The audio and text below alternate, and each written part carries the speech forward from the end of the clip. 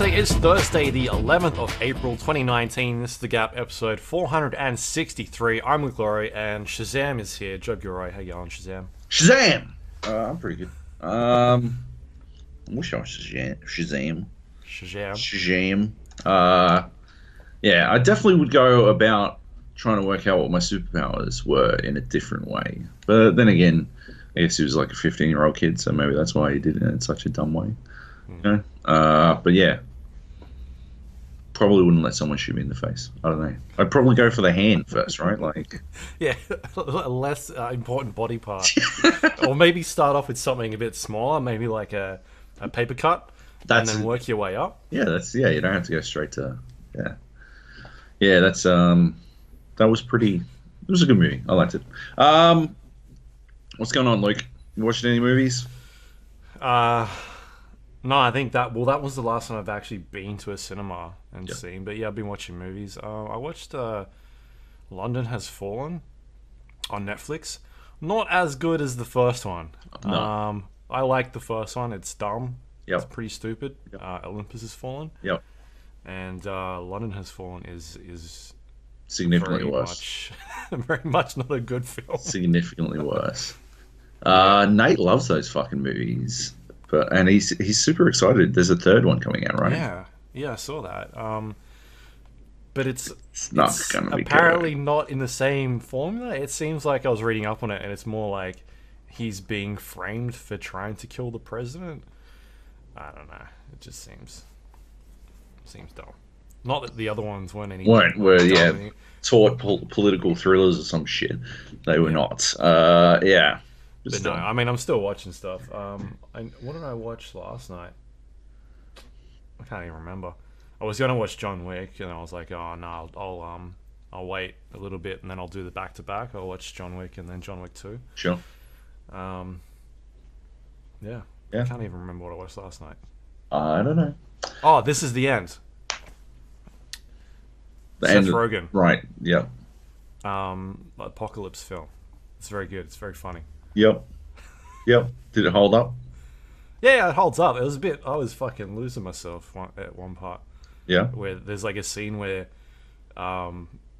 James Franco is talking to, is it Danny?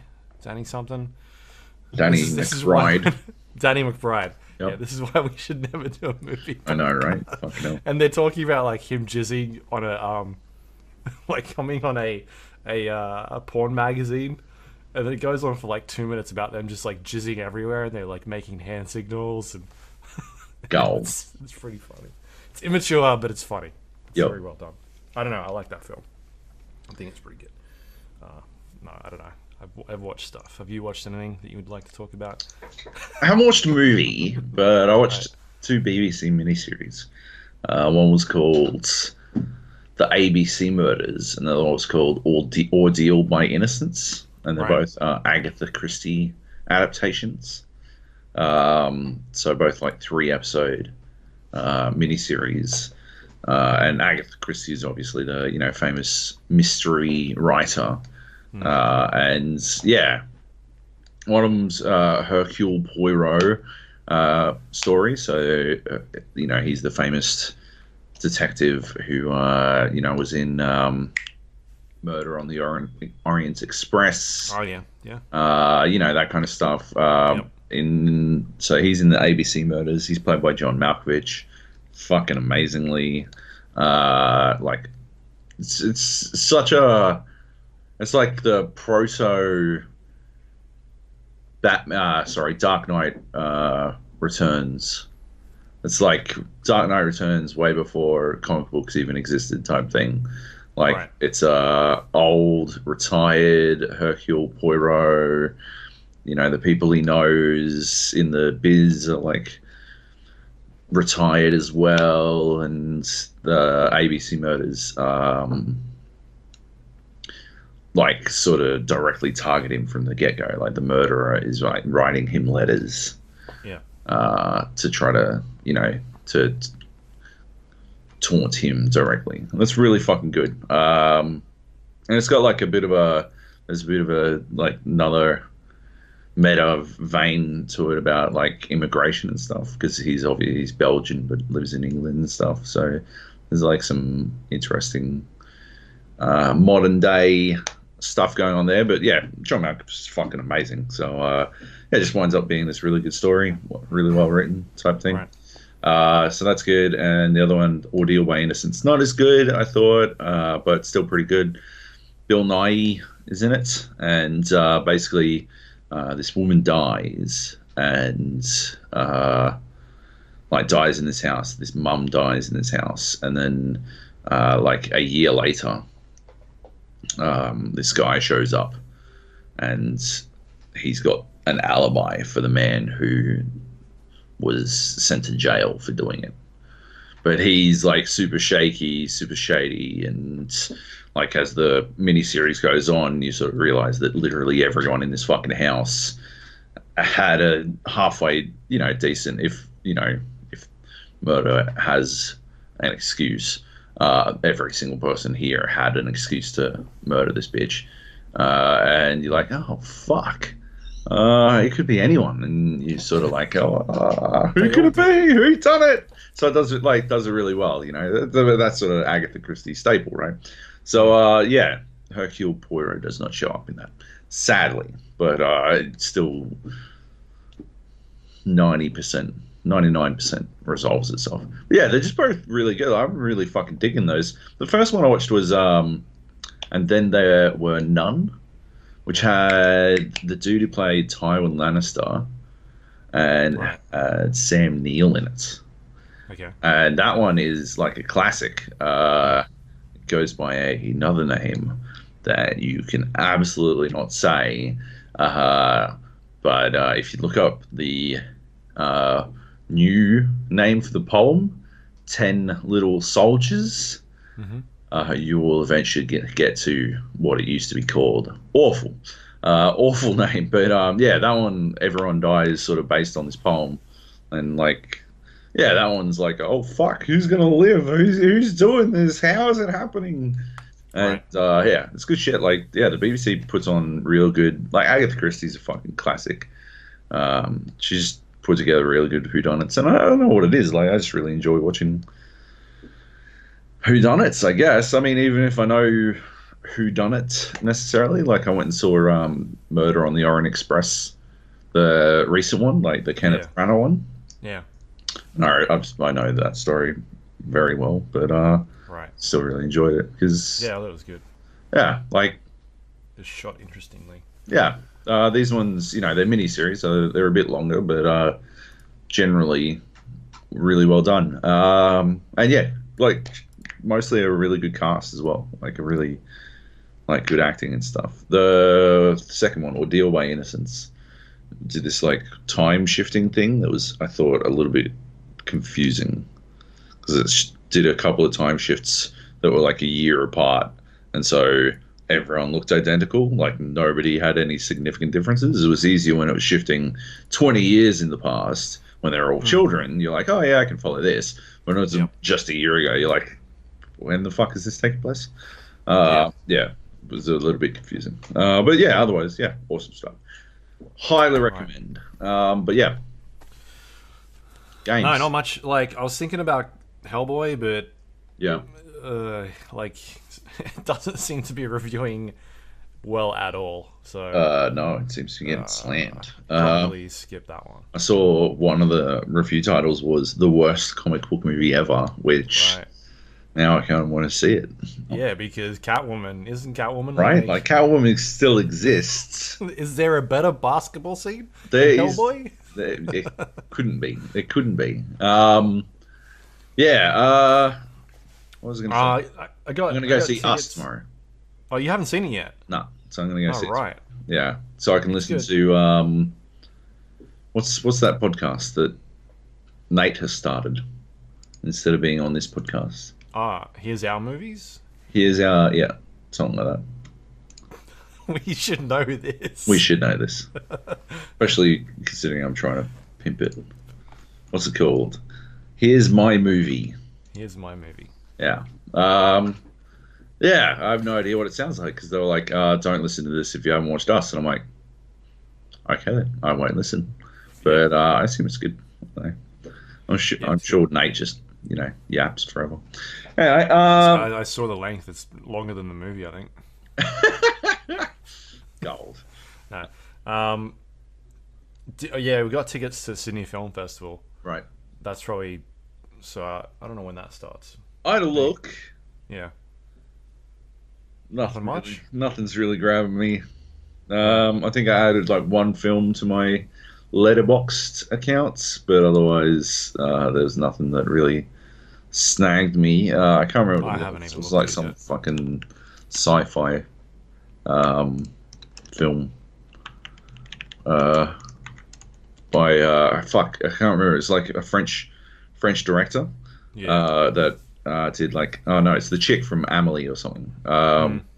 She's awesome. So I like, and is it the one with Robert Pattinson? I think. Yeah, I think it could be, because I think that's what we're going to go see. Yeah, it's the only one that really grabbed me. Yeah. But I can't remember what the fuck it's called. Anyway,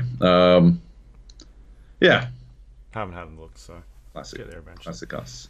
Anyway, we should talk about some games. There's not a lot here. High Nothing's- Life. My Life? High Life. High Life. Yeah, Right. that's the only one that grabbed me. Anyway, yeah. Games. I haven't played shit. I've played Blades, and I've played Apex Legends. I've played a shitload of Apex Legends. We'll maybe leave that to later. We'll go through. Okay. Let's talk about Weedcraft Inc. Yep. We'll start off with that. You and I talked about this a few months back. We got preview codes for it. It's basically you're managing a business where you sell marijuana. Yeah. Either illegally or legally, and it's pretty basic. You're sort of buying strains of weed, growing them. You're selecting the type of soil that you want, the type of that pot that it goes into. You're selecting the lighting conditions, like pH levels of the Soil and stuff. yeah, the soil and the air, and sort of making it like trying to get the best rated like product as possible. Yeah. And then you're going out and selling it on the streets or hiring employees. And there's this whole like simulation type of aspect going on around it. And when we played it, it's like I thought it was alright. Like there was a lot of, it seemed pretty decent. There was a lot of cool things it was doing. Yep. The full game is I don't know if you've had a chance to look at it yet, but it's very different in terms of they've added like a bunch of new stuff is unlocked. I was pretty surprised. There are like skill trees in the game where you level. I think we maybe got like a sped up version of it or something like that, where a bunch of content was locked out when we were playing it. But it's a little bit slower in terms of leveling up and whatnot. But every time you sort of complete an objective, you're kind of given tasks to do. Sometimes it'll be like, hey, you've got to sell this much product, or you've got to try and get a rating up to this specific point, and then you sort of check things off this list, and eventually you get points that you can go and allocate into. It looks like there's maybe 6 different skill trees that you can go and put points into, so there's quite a deep sort of array that you can go, like a different path that you can go down to really play the game that you like, how you want to play it. So there's that sort of stuff that's in there that I haven't really tried to tinker with too much, because I'm only like 3 hours into my play session. There are it sort of slows down the pace in terms of like competitors start coming into the neighborhood and trying to compete against you. There are options to go in and try and talk to these people and negotiate with them to either drive them out of business or team up with them. Okay. If you want to steal some of the product that they're selling, you can do that. You can talk to their employees and try and steal their employees. Vice versa, they can try and steal your employees. Right. I had at one point one of my employees got arrested, and then they were like badgering me in prison about trying to get them out and like wanted me to hire a lawyer for them. So I'm like having to fork out all this money because they're like, if you don't do it, I'll tell on you and all this shit. And Fucking. then, Can you hire fucking someone in prison to give me the old fucking shit? well, I'm just like, nah. Like the cop comes around, I'm like, I don't know who this person is. Like I don't know who they are. And then they go off. I've never met this Joab character in my life. Yeah. Yeah, and eventually, like, so there's this whole sort of having to deal with your employees and managing sort of their attributes as well, like how reputable they are to you, how good their skills are, they level up. So there's a lot of like micromanaging different aspects of the game that I didn't realize there was going to be. And yeah, it's definitely a bit more user friendly in terms of sort of guiding you where you should be going. One of the complaints I think we had when we were playing it is we weren't really sure like what you should be clicking on. There is now a giant pink fucking like hand symbol that is like pointing to buttons now, like, hey, click this thing to do this part. So Yeah. Okay. and I think that was one of like that was probably our biggest criticism when we No, were it was talking about switching. It was switching between fucking switching screens. Yeah, that was That is- driving me fucking nuts. Way quicker now. Yeah, okay. A lot quicker. Yeah. It's not instantaneous, but you'll click it. There's no like real loading screen anymore. It kind of just switches pretty fluently, I'd say. You're not waiting a couple of seconds anymore. There is still a little bit of a delay when you go between them, but that was one thing where I was like, okay, yeah, I'm not really noticing this anymore. So they're the two big improvements that I've noticed on the game, is that it's a bit more friendly in terms of the tutorial stuff and Yep. sort of guiding you where to go and what you should be looking at. And then, yeah, the sort of the loading of bits and pieces. The only thing that I did run into was at one stage the game is asking you to set up like a front for the place that you've got, and what a front does is it sort of lowers the cop presence around you, the police Suspicion. presence. Yeah. Yeah, and so it's like, oh, you can turn it into a pizza parlor or a like a tea shop. But the problem at that stage was that I'd already, because I'd played the game before, I kind of knew what I should be doing, and I'd already expanded out my apartment to its limits. And I'd maxed out the apartment limit, and it was telling me to like set up a storefront. And at that stage, I'm like, I don't really remember how to do this. Like I remember what it's asking me to do, but I don't know how to do it. And I'm like clicking buttons and whatnot. It turns out what I needed to do was remove one of the rooms that I'd expanded to, and then that allowed me to put it in there. That took me like 3 or 4 minutes trying to figure out, but Right. there's That's still probably not an issue a lot of people are going to run into.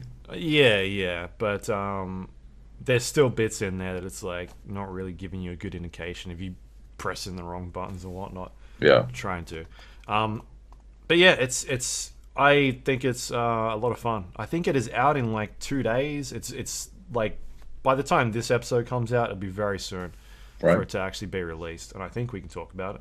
I didn't look, but fuck it. I haven't talked about. To be fair, I haven't talked about anything that wasn't in the preview other than the good things they've added. So Apart from the significant improvements, yeah. yeah, Yeah, I'm right. sure they won't mind me talking positively about their game. Yeah, It's that's how going to be out. NDAs work, you Yeah, dork. Fucking hell. 11 hours. It unlocks in 11 hours, apparently. oh, okay. Well, then that's fine. Yeah. Yeah, sweet. It's called Weedcraft. Yeah, I dig it. I'll probably jump in every once in a while and check it out. I'm sure there's videos on there on like Steam if you want to see what sort of the deal is. If it wasn't so fiddly, I reckon it'd be such a good fucking mobile game, man. Like, it's definitely too small. Like, to find control, I think. Like, it's not like you need fucking shoot a twitch reflexes or some shit, but like you need to be able to specifically select from a couple of, like, you got 6 plants in one room or 9 plants in one room, and then you get probably a little bit annoying trying to click on the right fucking plant sometimes. Because you got to like water them and then trim them and then water them again. Yeah. At the start, at least. But yeah, I reckon it'd be a side, apart from that, it'd be a fucking killer mobile game, I reckon. Yeah.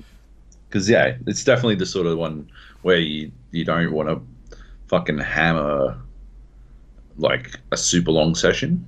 Mm, It's like sort of very have a half-hour game and then go yep. away and come back like a couple of days later and drop in, play for half an hour, and Yep. then yeah. But if it was something I could play whenever I was on the toilet, bingo bango. Yep. Just bring a Switch, easy peasy. Doesn't sound like a Switch game to me. The Nintendo seal of approval.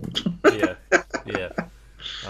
But no, I think it seems to be a lot of fun so far. So, Yep.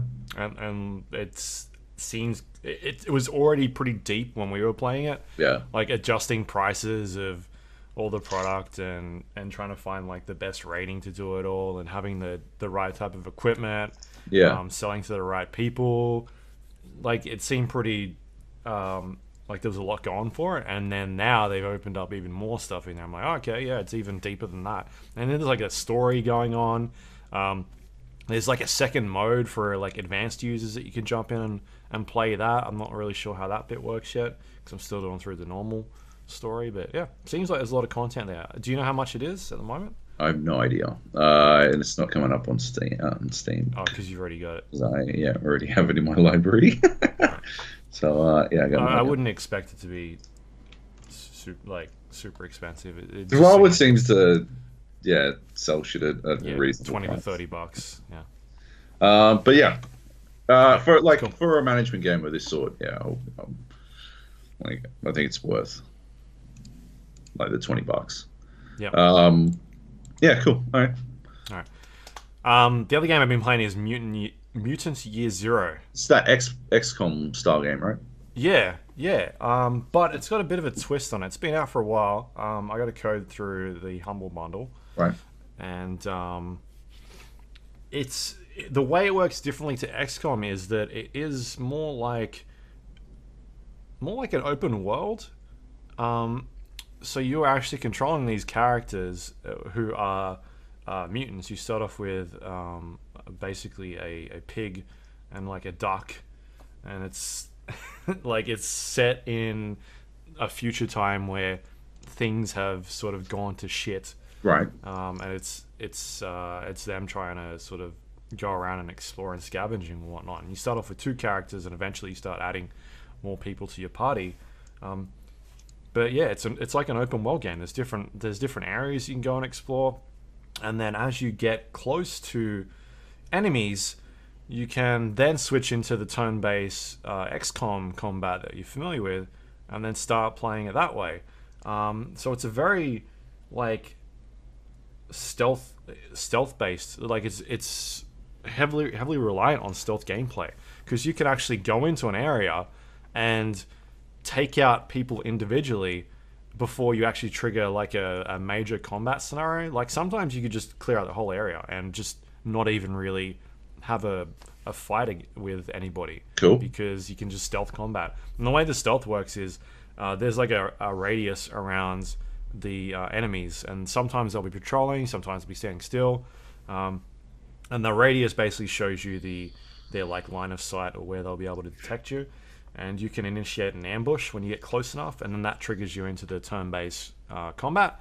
And then the characters have the option, if you want to have silent weapons. So you have like a silent pistol or a crossbow, and if you are able to do your 2 turns in your turn-based combat and take out the enemy, then it'll immediately pop back into the free roaming aspect of the game, and you can start running around and clearing out other people in there. If this character is patrolling and they happen to run into line of sight of somebody else, or you do not do enough damage to kill them in those turns that you've got, and then they have the opportunity to retaliate, then that'll kick off a proper like, all right, you're in a battle now. You've got to wipe out everybody on the field. So it relies on stealth quite a bit because it can make the game a bit easier if you do survey an area and be like, all right, what are the like patrol paths? Who should I focus on getting rid of first? and then like, all right, well, I can do, take out these 4 guys, and then I can start working on the bigger With the boost my stealth, health. because XCOM, right? The temptation is always there to just save scum shit, right? Like, Yeah. especially when you're gonna fucking fail a 95% chance to hit. How does stealth work with saves coming? Like, I think they've got some sort of seeding system in there yeah, that doesn't allow you to save scum. okay, Because you can definitely save. It's pretty flexible on saves. It'll every time you kill somebody, it'll auto save. yeah, Every time you stealth kill somebody, it'll auto right, save. And then you can save, whenever you want, basically. yeah, There was one point where I was playing and I had like a 95% chance of hitting somebody, and I missed, and then I missed this shot, and then when this fight went on way too long, and I had to go do other shit, so I quit the game and like jumped in the next day, and I missed that same shot. So I'm thinking there's like a seeding system in there, so you can't actually go back and do it. yeah. I'm not 100% sure unless I got super fucking lucky and missed that shot Twice, yeah. You rolled twice. rolled 20 out of on your D20, or 1 on your D20, and then rolled 1 again. Yeah, but I feel like I've seen that more than once happen where I've sort of reloaded a save. Because sometimes I'd be like, oh man, I didn't realize there were so many enemies here. I'm going to reload my other save and then stealth through and kill some of these guys. So I think it's doing something with that sort of system, so that you can't just keep going back and trying to game it. Yeah, okay. Yeah, that's good. But how does it work with stealth, right? Because wouldn't the temptation be to just sort of fucking, I guess, trial and error your way through some stealth sections? Like, you could just sort of fucking, oh, I'll see if this works, roll on in, and then revert to a save game to... Yeah, you can do that. Oh, okay, yeah. So you can, like, it's, there is a, like, permadeath mode that you can tick. Yeah. I don't know what happens when you lose these characters, because it hasn't happened to me yet. Right. There is a down state on your characters where they've got a bleed out timer, but if you can get to them and then revive them, then they're back up to like half health. Yeah. So I don't actually know what happens when they die. I'm assuming there's probably a game over screen. Really? Well, that would be my guess, because the characters seem to be quite pivotal to the story. It's pretty story focused. Yeah. Whereas if you tick the permadeath screen, then that's more like traditional XCOM sort of playstyle, where if you lose a character, they're sort of dead. Yeah. I think like that's my guess, because I haven't had it happen. It's sort of what I'm assuming is going on. Right. But yeah, it's like if you have played an XCOM game, it's very similar. You've got your 2 action points. You want to move throughout the environment. You got a certain amount of squares that you can sort of stand on, and then you can use an action ability to either attack somebody or reload your gun, or use an ability, set Overwatch or anything like that. Like, it's got all those classic moves in there. There's a skill tree that you can go through and set mutations up, which allows your character to have different abilities and passives. There's things like one of the characters I think it's the duck, can grow wings, and that'll allow him to fly, and then you can get a passive which allows him to have like 50% extra bonus damage when they're above somebody, so you can sort of chain them together. Cool. So yeah, there's like a mixing and matching in there. There are items as well, so there's different weapons you can find out throughout the world or craft, and there's grenades that you can find and throw at people. Each character has like 2 primary weapons, so you could be rocking like a close range gun and a sniper rifle or something. So I've kind of got my sort of tanky person who has got a lot of armor, and they've got a shotgun which sets people on fire, or is like a 50% chance to set people on fire. Then I've got like my sniper person up the back, and then my duck is like my sort of medium to close range with silenced equipment as well. So There's like different ways you can kind of approach it, and then as you progress, I've gotten to the point where I've encountered more players that I can bring into my party, and you can switch them in and out to They've got their own set of skills that they can sort of bring to the game if you want to try that up. So yeah, there seems to be a lot there. Like each region has like, oh, this is a level 20 region, and you've got to sort of be at that level to be able to take on these guys, because they're going to have a lot more health, and Right. you got to have the gear and abilities to sort of take on those places. And Can you stealth kill your way through that kind of shit, or can can you fudge it a bit? definitely. I mean, because they've generally got a lot of health, those guys, you're going to have weapons that will be able to deal with them through stealth. But you can definitely just walk around. Like, there's been cases where I've just walked around the area and gone to the next region. But Right. they're trying to, in most cases, they're trying to tell you, like, hey, you shouldn't be here. Yeah. You're going down the wrong path. Yeah. Because there is an overall map. Like, it'll sort of give you an indication of where you should be going. Like, hey, this is your main objective. It's up in this area.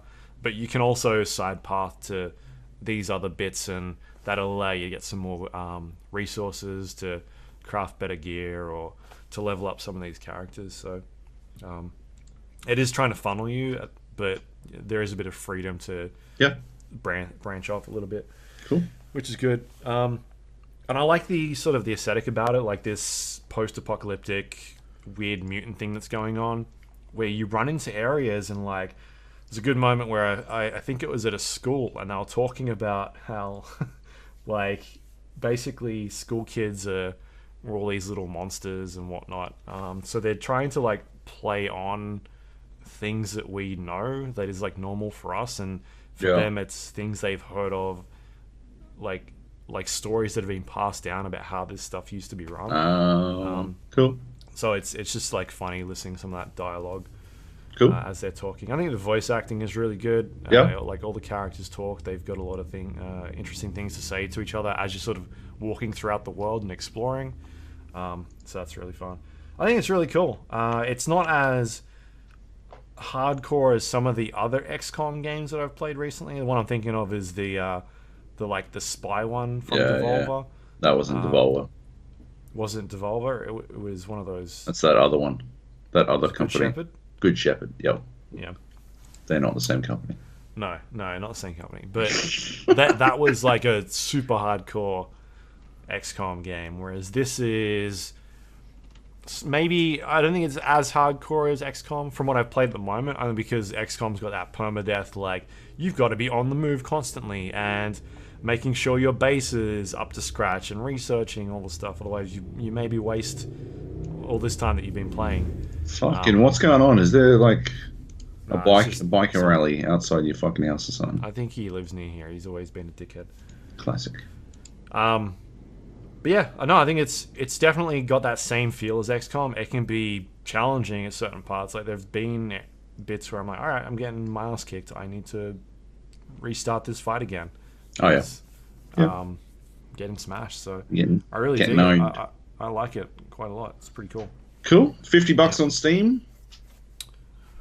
Oof. Considering I got it through a Humble Bundle for like, what is it? What do I pay? Like $12 a month Damn. for a Humble Bundle? Yeah, 12, okay. $15? Because I'm on that monthly membership where you get like Yeah. 6 to 8 games, and How do you feel about that membership? I don't mind it, man. Like there's a lot of the game, or there's quite a few games I usually talk about on here that Come through that, yeah. yeah, man. Like I got Mutant Year Zero. I would also get Absolver. I got Minute this month. Northgard. Earth Defense Force was one of the games this month. Warhammer Vermintide 2 was one of the games for this month. I think it was this month or maybe last month. Could have been this month. But yeah, there's some decent games. Yakuza 0 was recently. Rock of Ages 2. Yeah, I don't mind it. Cool. Anyway, Mutant Year Zero. If it's on sale at some stage, I'd I'm check it gonna out. fucking find a copy. If you're a fan of XCOM games, yeah, it's a lot of fun. It's on fucking Switch. Would it be good on Switch? What do you reckon? Just thinking, we got a flight coming up. Would it be good on Switch? I mean, I guess I could put it on my I haven't Surface. played it on Switch, but I played a Oh, lot I wonder of... if it's got touchscreen. Yeah, I played a lot of Rabbids on Mario and Rabbids on Switch. I think it works great. So, but I don't know how their game works in terms of that. Yeah. Come on, Mutant Year Zero touch screen. All right. See if this works on Surface. Maybe I'll chuck it on my Surface instead. Yeah. I mean, I'm using arrow keys to walk around the environment and your mouse to sort of look around. Yeah. And then once you get into the top-down turn-based combat, it's just point and clicking on different areas. So. All right. Yeah. It's like that. It's XCOM combat. So if you like that sort of thing, then you probably dig this. It's got a cool little like aesthetic and lore surrounding it as well. Cool. Yep. All right. I'm definitely going to check it out. Yep. It sounds awesome. Yeah, it's cool. Cool. All right. I just added something because I forgot, but I played it. Heave Ho. Yep. You played more of this. Yes, I did. I went to IGN's office and we played 4-player Heave Ho while drinking. It's a fucking amazing drinking game. It is a fantastic drinking game. It's that game that we were talking about last week. Was it last week or the week before? Where you are a body with some arms and you are trying to like clamber your way, basically GURP. That Bennett 40 game GURP, but also multiplayer, 4-player multiplayer and shit. And this is it's cute. It's a little puzzle game, but with 4 players, it turns into just a clusterfuck of just silliness, like consistent failure, basically. Right. We did like specifically always grab the coin. There's a coin challenge, and in one of the later levels, it turns into an egg. We were always getting that stuff, but like fucking a lot of fun, like really funny, good times. I'm pretty sure I think they made a video of it, but I haven't seen the video. I haven't seen tweeted or anything. I assume they tweeted out or whatever. So that should be up soon enough. If it's like even a fucking fraction as fun to watch as it was to play, it should be good. Although, it did sort of illuminate to me just how far I'd love to see the idea taken. I'd love to see like so much shit come to bear in this game. I'd love to see like fucking oily surfaces or icy surfaces or like a grip meter so you can only hold on for a certain amount of time, sort of like make you really fucking speed it. there'd be so much. There's so much to this idea. Like it's such a good foundation as it is, and it's already so much fun. And if they were to fucking expand it out, it'd be like almost a must play, I reckon. At any party with the requisite equipment. Like I could 100% see us cracking it out at one of our Jackbox parties or something. Like play some of this first, or play some of this as a break from Jackbox for a bit. That sort of thing. Like, I'm still enamored with Heave Ho. It's fucking hilarious. Anyway, Chuck. So keep an eye on IGN for that at some point. Cool. Yes. Yep. Division 2. Tell us about the Division 2. I don't have much to say about it. I played a little bit the other day. They dropped some more content or an update recently, which basically adds the next world tier to the game.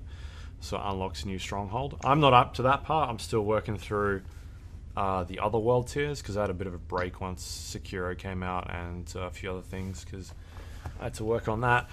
But I jumped in and played a stronghold to get me up to World Tier 2, and they've made some good changes in there.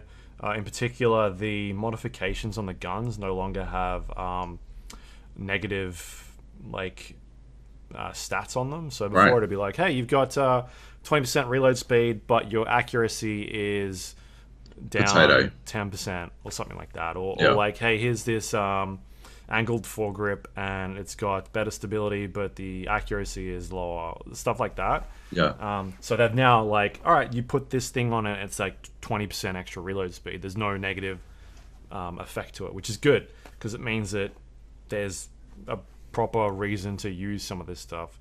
Right. Like some of the things before, you could sort of negate it, where it was like, hey, it adds more recoil, and if you're the type of person that's on PC that's pretty comfortable with recoil, Yeah. then you're okay with that. Yeah. But now it's like, all right, all that stuff is gone. Now you just kind of pick, like, do you want extra accuracy, or do you want stability, or do you want the reload speed? So you can sort of modify those guns a lot better now, which is good. They've added in some changes to the skill powers and how they worked. I don't know if you remember, but a lot of the skill powers, unless you kind of focused on, like, I'm going to be someone that uses skill power, you had to really make sure that all your gear had a really high skill power. Right. To be able to use specific mods for your abilities. Now they've lowered those numbers quite a bit, it sounds like, and it'll be a bit easier to get some of the higher tiered skill power mods that you want. Because I didn't really start using skill powers until I got... Sorry, I didn't really start using mods for skill powers until I got to, like, pretty close to endgame. And then I was like, all right, I can start sticking some of these mods on here now and getting, better use out of them. So it seems like they've lowered that to let you sort of play with that a bit earlier on in the game, from what I understand. The other thing they added was there's a bunch of new missions in there, but I think the big one is the World Tier 5. We were talking to, I think, Kleb. Was it Kleb last night? That was saying that he wasn't a fan of the new Stronghold. It was pretty... Or he thinks it was the weakest. Yeah, the weakest, I think he said, yeah. Yeah. As bad as some sort of military base or some shit that you were talking about? Yeah, there was one in I think it was the second Stronghold you do. It's like a military camp. I didn't like that one at all, but I really liked the other ones that you did. Yeah. So, I don't know. I'll have to get... When I get there, I'll get to it, but... sort of everybody's gearing up to this 8-person raid that comes out very shortly. So yeah, it seems like people are still enjoying it. Every time I look on Discord at night, there's a group. We got a group in there still playing. So yep. Yeah, I'm definitely keen to check out this raid and sort of see, like, what is their definition of raid? Like, is it literally just a bigger, like, arena with you shooting more stuff, or are you going out and doing objectives? And like, what's the gameplay going to be like? We betting on which one it's going to be? Can we take bets? I bet it's the former. Just big arenas? Yeah. Well, I know that, like, the dungeons, whatever it was they were doing in the other game, in Division 1, were like, there was some, you've got to go do these certain things in this room. You got to block this fucking giant tank thing. So I don't know, like, if they're going for stuff that's more like that, or if it's just going to be giant rooms with... I don't think they'll do giant rooms with just arenas going from room to room. I think there's going to be a bit more like working as a team and trying to do stuff like the more Destiny type things. There's no fucking way it's Destiny type things. All that stuff. Well, Destiny's all platforming, right? Mobility, yo. Yeah. And there's no mobility in the Division, so it's going to be... No, but I mean, like, bad. splitting people off and having them, someone's got to be over this console, another team's got to be over here, while someone else has got to be focusing on this thing. Like, are they going to go down that route? I hope I get to be one of the 8 people who has to stand in a circle for fucking 2 minutes. Yeah. Yay! Don't worry, I won't be, because I'm not near the end game. And I'm not reinstalling it. You're not invited. Good. Because I didn't want to be invited. To your dumb fucking party. Yeah. All right, let's talk about Elder Scrolls Blades. Yep. Is now out, in early access. I don't know. I got it in early. Yeah. My favorite part is I installed this and was waiting to get early access. And then we went to an Elder Scrolls event the other night. Yep. And I'm like talking to the PR person being like, when does this, like, can you get me access to this thing? Like, every time I try and get in, it's telling me I don't have access. And I like fire it up and I'm like showing her, and it comes up and it says, you need to download an update. You've got an access now. And I'm like, oh, okay. Gold. Never mind. I'm good. I'd been playing it for a couple of days by that point. Yeah. I didn't talk about it on last week's podcast because I still wasn't sure about how I felt about it. I was still pretty early. I'm Uh, still pretty early, yeah. it's garbage. I've uninstalled. Right. Yeah, hardest pass of all time. I cannot believe a game like this exists. I can't, like, I'm flabbergasted. It is just the worst sort of mobile game. Like, it is basically a collection of everything bad you've ever heard of in a fucking mobile game, all in the one thing. I assume you've gotten some chests by now. Yeah, yeah. And the really shitty ones take like 5 seconds to open. Yep. Yeah, that is just the beginning. The next tier up takes, I think it's 5 minutes to open. And then the tier above that takes 5 hours to open. Whatever, it's chests in a mobile game. Yeah, like fucking that's how they go, right? Yeah. Wrong. They take up inventory space. And you can't clear them until they're opened. And you can't get more chests if you've got a full inventory. So there, you very quickly reach a point. Like if you're playing this game like in a large session, if you're not just playing it once every fucking 6 hours, Yep. right?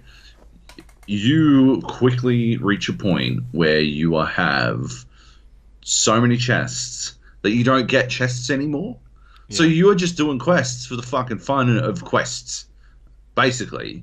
Are you leveling up at least, or? But it like that shit doesn't matter. Like that doesn't lead to anything. You like all your progression is basically out of these chests. So yeah, you're basically just doing missions for no fucking reason other than to do the missions. Because you can't get chests because you don't have any fucking space. It's like, well, you could buy more inventory space. Fuck off! I'm not spending any money on this shit. Like, get the fuck out of here. You could open it, buy money, like spend money to open a chest. Also get fucked. I'm not doing that. Like this kind of shit, just sort of fucking boo boo boo boo non-stop. There's fucking. It's made worse by the fact that you need like there's 3 fucking. Damage types you do in games: slashing, bashing, and magic. Yeah, is it magic? I don't know. I only had a slashing and a bashing weapon, and it was constantly telling me that I was using the wrong kind of attack.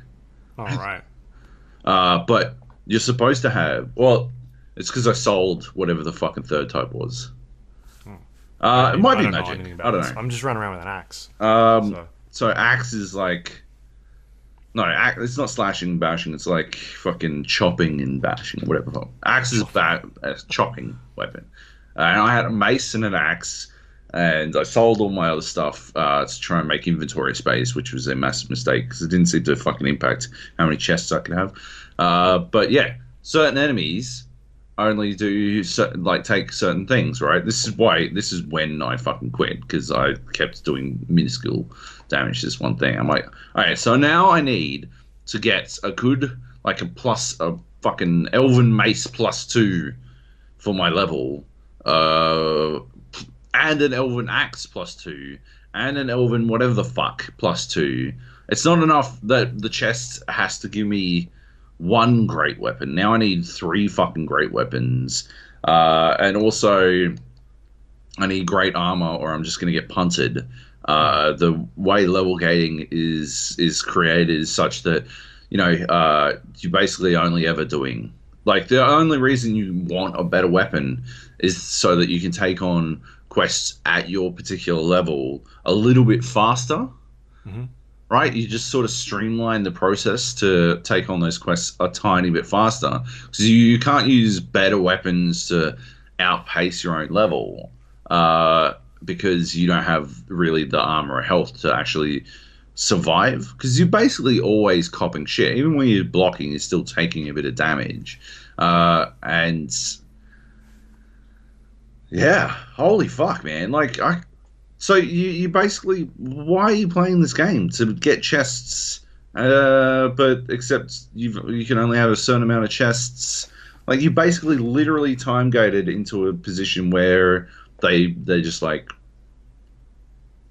No, stop playing this game. You need to stop playing this game. I understand that this toilet session is taking a lot longer than you expected, right? Go see your gut doctor and stop playing this fucking game. Because you can't do anything for 5 fucking hours unless you fucking pay money, which is just crazy to me. It's like, yeah, it's wild. I cannot believe they've constructed it like that. It's just, yeah. I mean, the whole thing just feels predatory as fuck. There's just, you've got no fucking reason to be playing it, basically. You are collecting boxes to get weapons, to collect boxes, to get weapons, to collect boxes.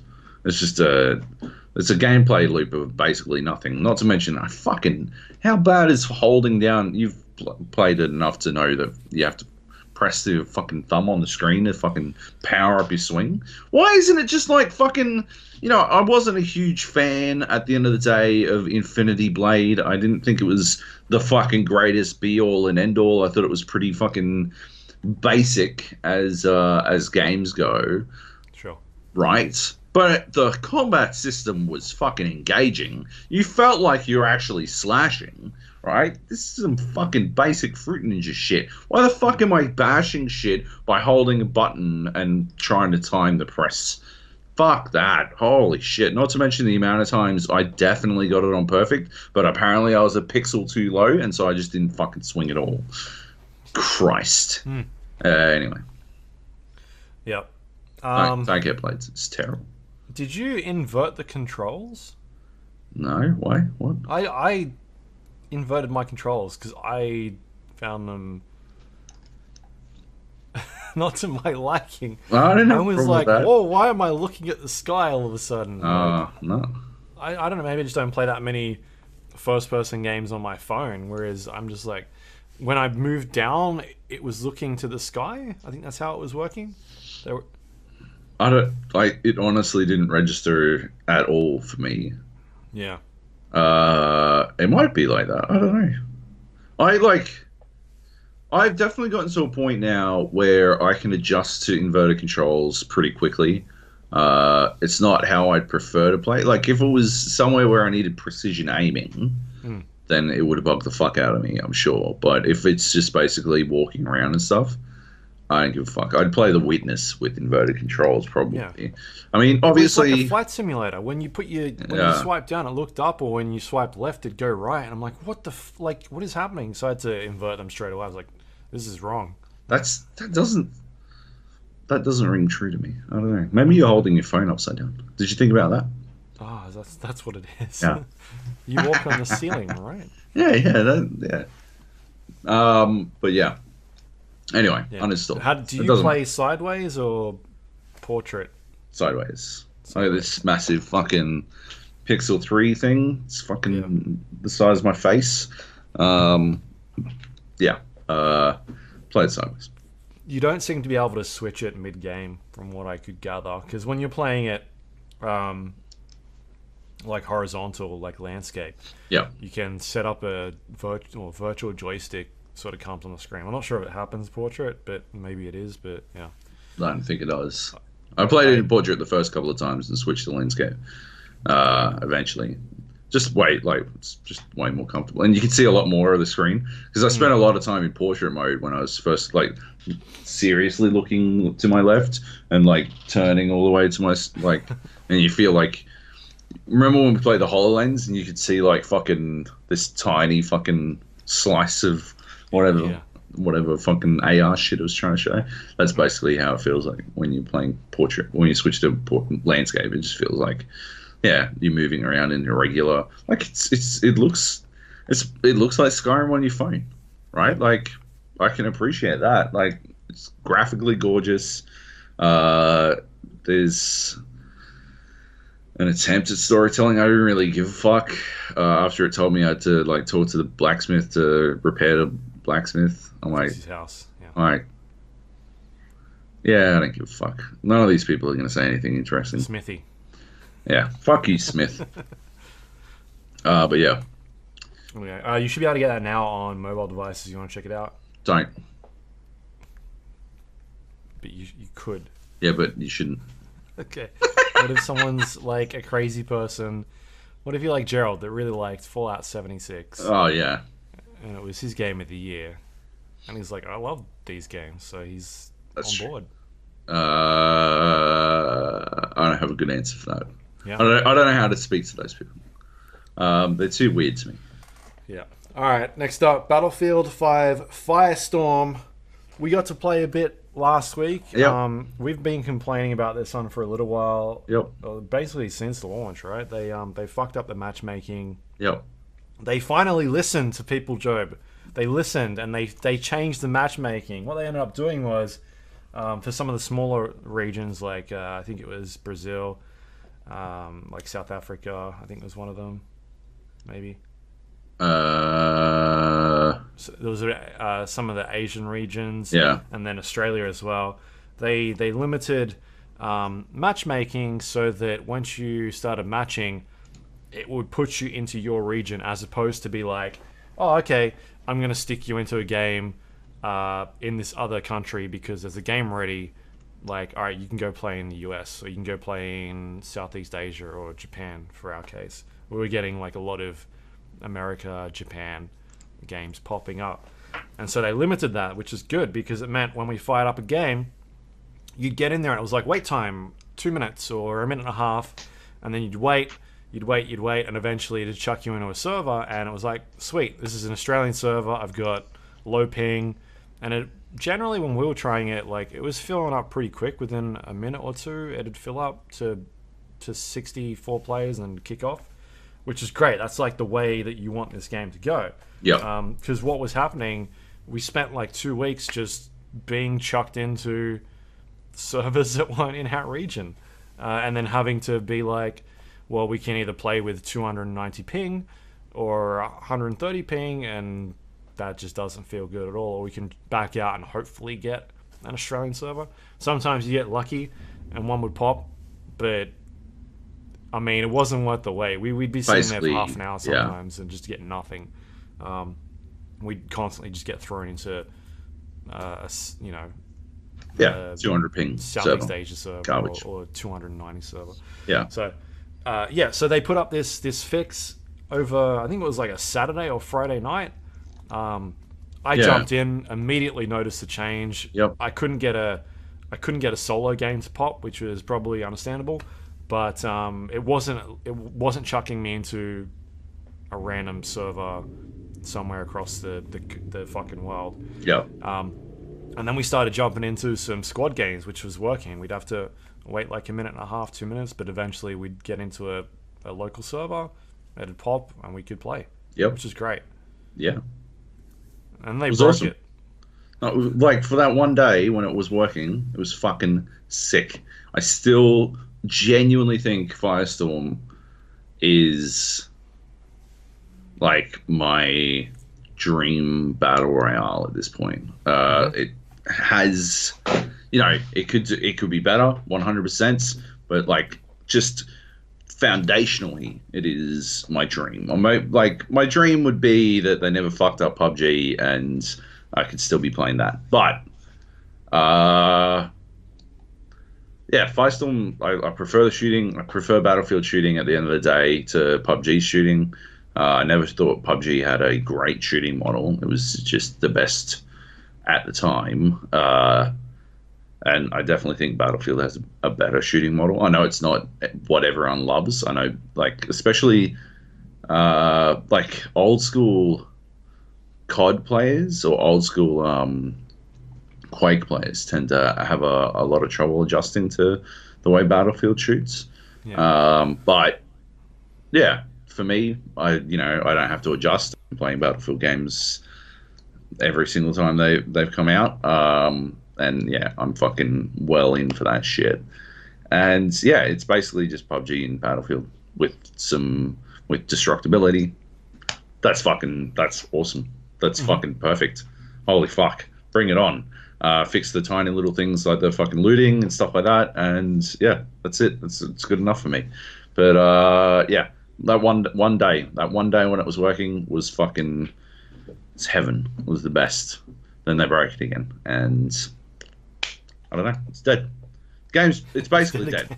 It's basically like it is basically dead to me. Like I can't keep going back to it being fucked. I can't. It's gut wrenching. Like I just want it to be good. Damn it. It's like it was. I loved it so much, and now I got to go every time I go back. I got to fucking. It'd be like if fucking they cancelled Firefly and they're like, but check back tomorrow, maybe we'll have renewed it with brand new episodes. And so every fucking day, right? You're like, oh, I better log on and make sure there's like see if there's new Firefly eps, and then you jump on and there's inevitably no new Firefly eps, and you're like, yep, well, I get to feel this disappointment all over again. Cool. Can't wait to do this tomorrow, right? Like you just setting yourself up to get crotch punched every fucking time. Yeah. So they basically announced this through the community manager. It was like, hey, we've made changes to the way matchmaking works for these regions. Give them a try. And I was like, yeah, okay, that's cool, but you need to like get this message out there. Yeah. Otherwise, because it hasn't worked for 2 weeks, nobody's like going to be sitting there being like, oh, you know, that thing you were just talking about, like, oh, maybe it's working today. Like, you need to get the word out and say, hey, this is now fixed. Give it a try, and eventually people start coming back and playing it. And they were that day, or at least that day and a half that we were playing it. And then they reverted the change, but haven't said that they've changed it. Like, there's been zero communication. So the change has gone back to it's just matchmaking you into servers across the world now again. Yep. So no, you're no longer not waiting in a queue for 2.5 minutes or 3 minutes and then having to refresh. You're just like, all right, you can go play in North America now. There's a server ready. Yeah. So I don't know what the fuck they've done. They haven't acknowledged, like, there's threads on the EA Sport forums that I've seen. Yep. They just aren't acknowledging that this has changed again. They're fucking terrible.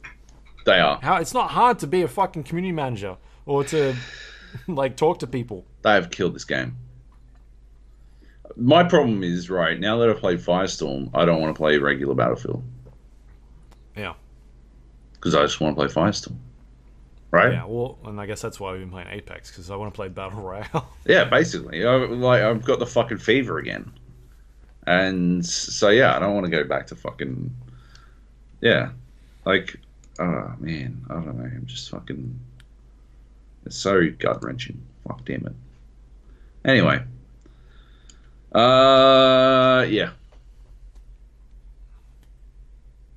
I don't know. Like, I don't know what they do. They're I mean, we're on like nearly another week now. Yeah.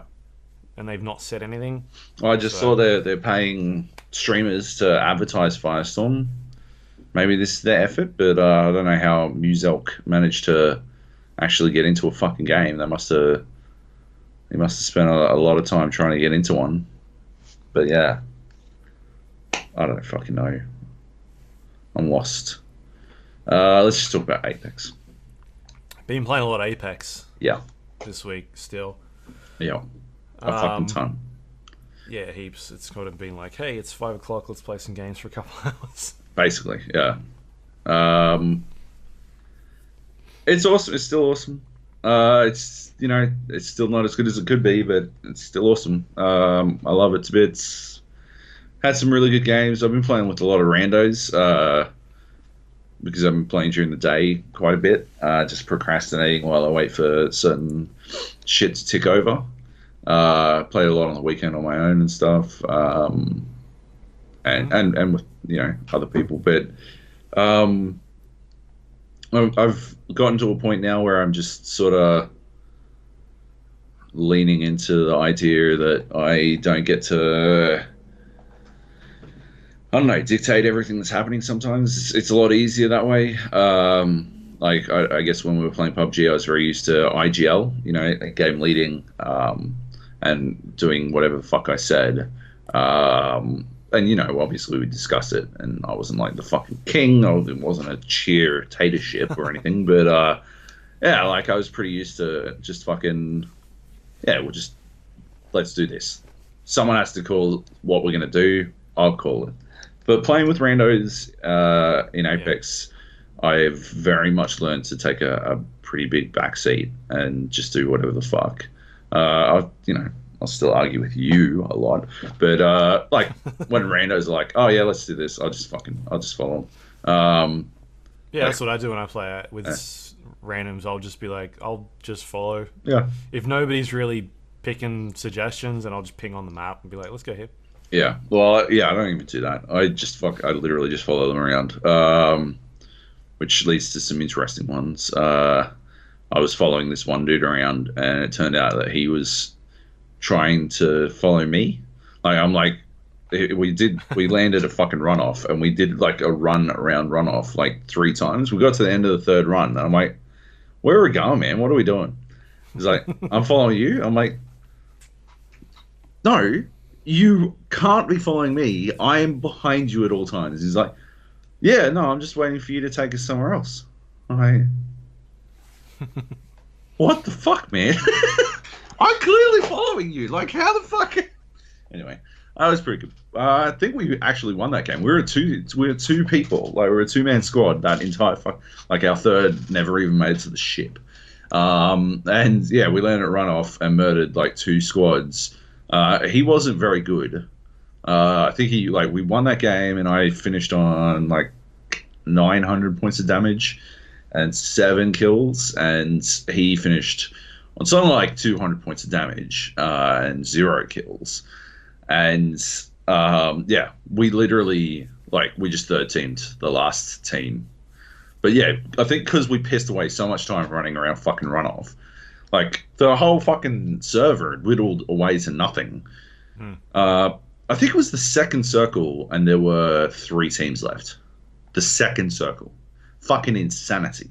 We probably could have... I think we literally could have kept running around runoff until, the end of time. I don't know where the circle was definitely going, but we were still in the fucking circle when I finally dragged us over to the pit. And then we heard fucking shooting at Bunker. And we just rolled in, and there was 1 dude left, and he was trying to fucking pick up his mate's fucking stuff, and I just popped in. Fucking game over, baby. Let's go. Yeah. Yeah, we win. Yeah, holy shit. It was a weird game, a very weird game, because literally I'm trying to follow this one dude who's also trying to follow me. But yeah, no, I'm still very much enjoying it. Yeah, we've been playing I don't know. We've been playing extremely aggressively. I had a couple of slower games, but we've been hot dropping pretty much constantly. Only hot drops. That or going to the hot loot zone. Yeah, we were in my mind, the blue circle should be a hot drop, right? We do see it literally empty of anyone except us sometimes, but in my mind, it should be a hot drop. It should always have other people. Yeah. It's not Skulltown hot. Yeah, it's not the school, but it should be somewhere that there's definitely going to be other teams, and usually quite a few. But yeah, have definitely had it all to ourselves a couple of times, and that annoys the fuck out of me because I don't want that. I want initial fights because otherwise I feel like I haven't got the momentum, you know. But yeah, had some good games. Yeah, we were playing last night, and there was that game where Kleb was the last one left, and we ended up winning because the guy died outside the zone. Oh my god! We didn't fight anybody for fucking ages. So you and I died. Kleb was the last one alive. That was the game where I went to the toilet in the middle of everything, right? Right. And I get back from the toilet, and you guys are like, yeah, there's 4 teams fighting, 100 meters away. And we've been waiting to jump. There were guys below us just sitting there, getting pinged at, and we're like, we could just jump these guys, but Joe's not back. Yeah. Eventually, you came back, and they'd run off already. Yeah. And then so we went down the hill. We get to this bottom of the hill, and you found yourself in between fucking 2 guys, just immediately. I like I am pretty sure because they were getting fucking hammered, right? This one team was getting hammered. They called in a drop, and I had basically just beeline to the drop because I knew they were going to go for it, right? And I shredded one of them. Like they picked up purple armor off this supply drop, this lifeline drop. Picked up purple armor and I shredded it like the moment they picked it up. And then I shredded the armor of another one, and then the team that was pushing them, because another team must have seen the supply drop coming in, decided to push them as well.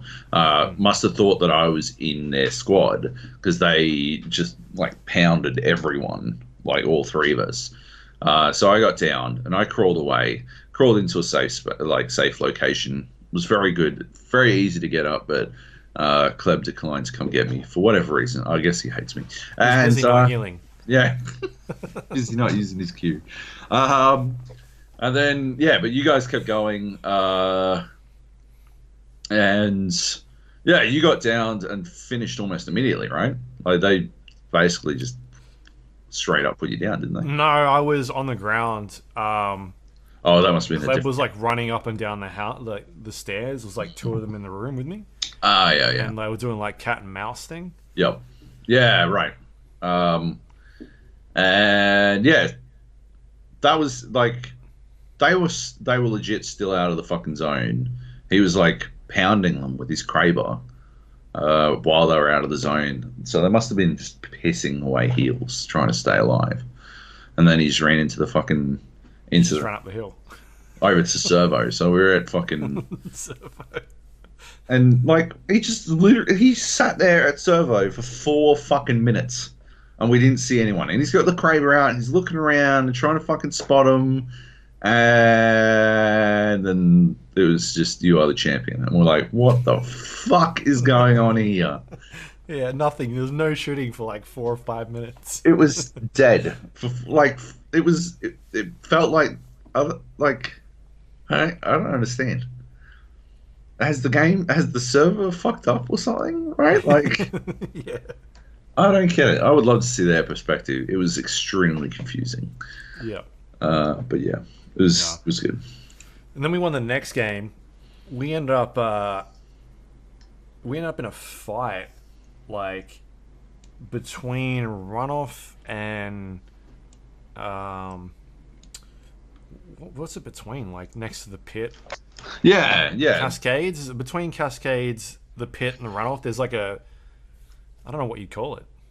So sort of directly east of Runoff, there's east of Runoff, and then between Cascades and Runoff, just north of Bunker, south of the pit, there's like this little fucking pass between the mountain of the pit and the mountain of the Bunker.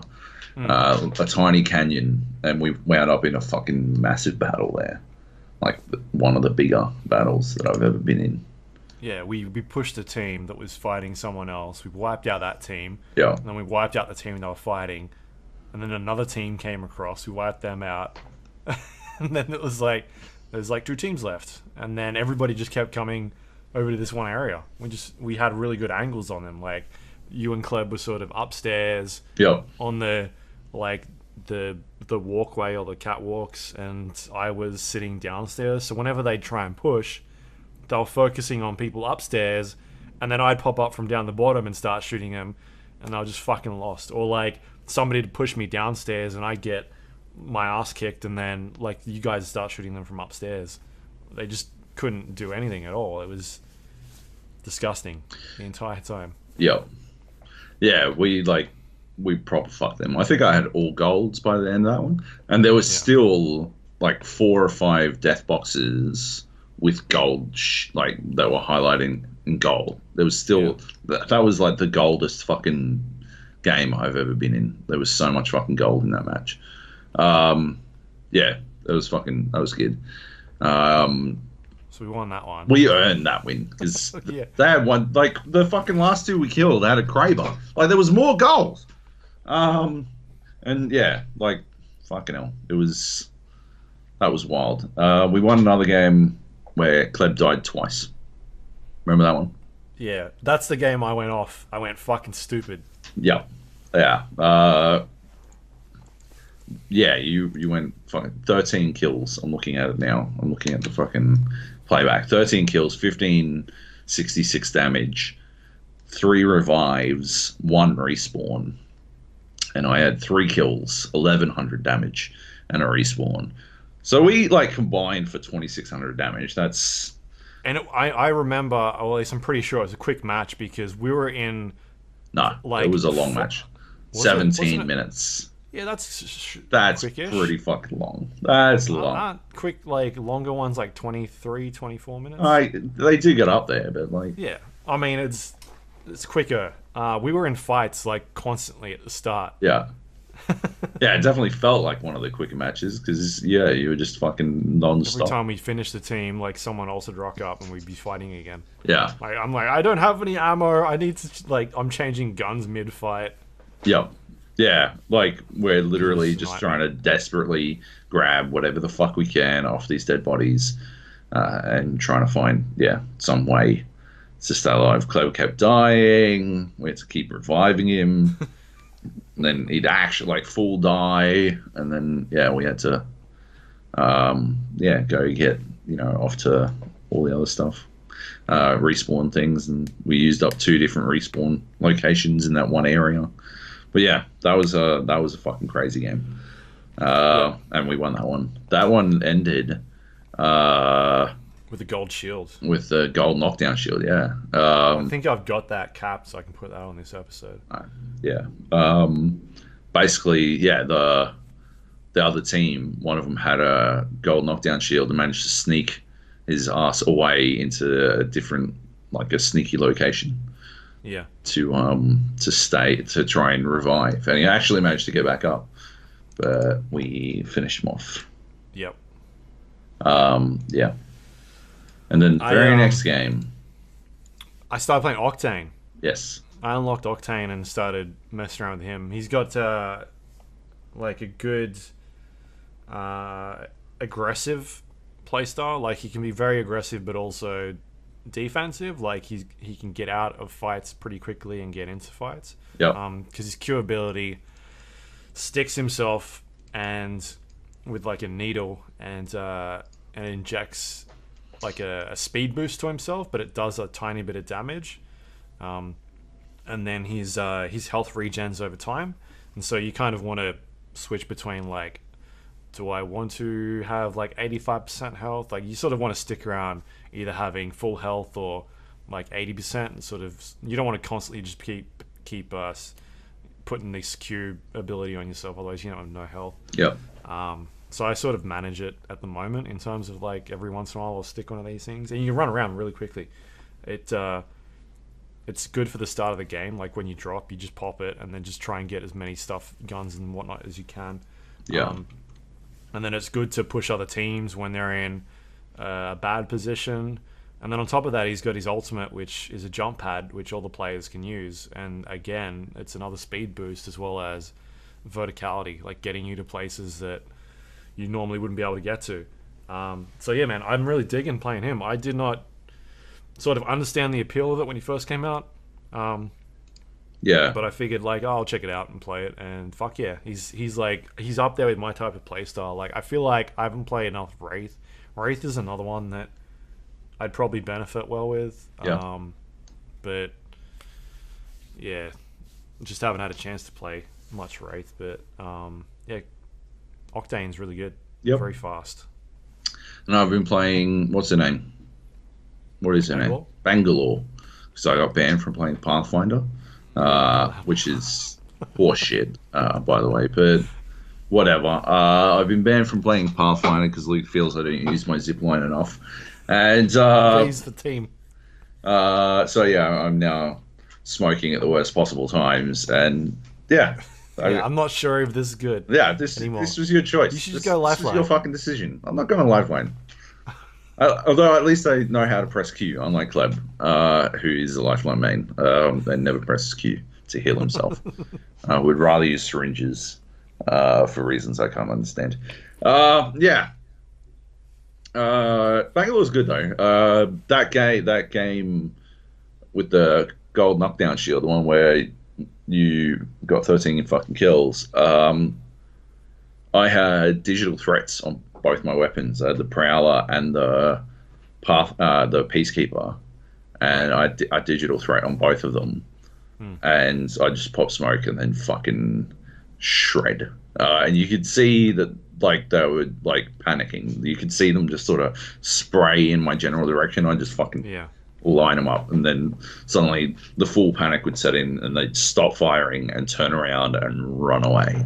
And I'd get another bunch of hits in during those moments. Yeah, it's fucking sick. It'd be interesting to see you on Bloodhound against that, because if we wombo combat it correctly, it'd be really hard to handle. Yeah. When you stop just smoking random people while I'm shooting them, then we can switch to Bloodhound. Here we go. I had a plan. You can actually knock someone out with the smoke launcher. I've done actually a fair amount of damage by hitting people with the smoke.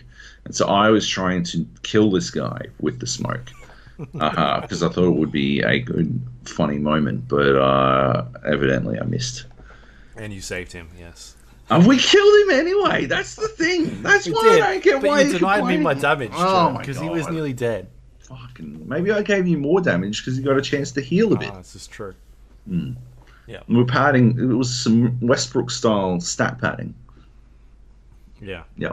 Well, that's what we were doing with the gold shield, letting them get back up again so that we could get more damage on them. It was so that I could get a kill instead of you, because I think I got it. No. Because I've got it on video, and I've got. Well, maybe you did get it. Yeah, I got it. I just checked. Yeah, right. Because I knocked her initially, and then we were getting shot by the Bloodhound down the bottom. I think it was a Bloodhound, and he pinged me, and I ran up the stairs and started shooting at him again.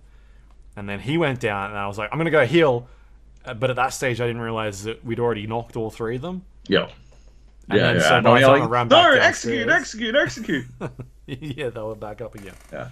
Anyway. So it was a Octane. Octane with the gold knockdown. So technically I got 14 kills, but he revived, and then I got 2 damage on him. I got 2 kills for my 1100 damage, apparently. That makes sense. Fucking, we did so much damage that game. I don't understand those damage numbers compared to the amount of kills. Because, like, 13 kills to 1500 damage, that sort of scans. Yeah. But 1100 kills, 1100 damage to 3 doesn't make sense. And Kleb got 1 kill and 700 damage. You gotta finish. No.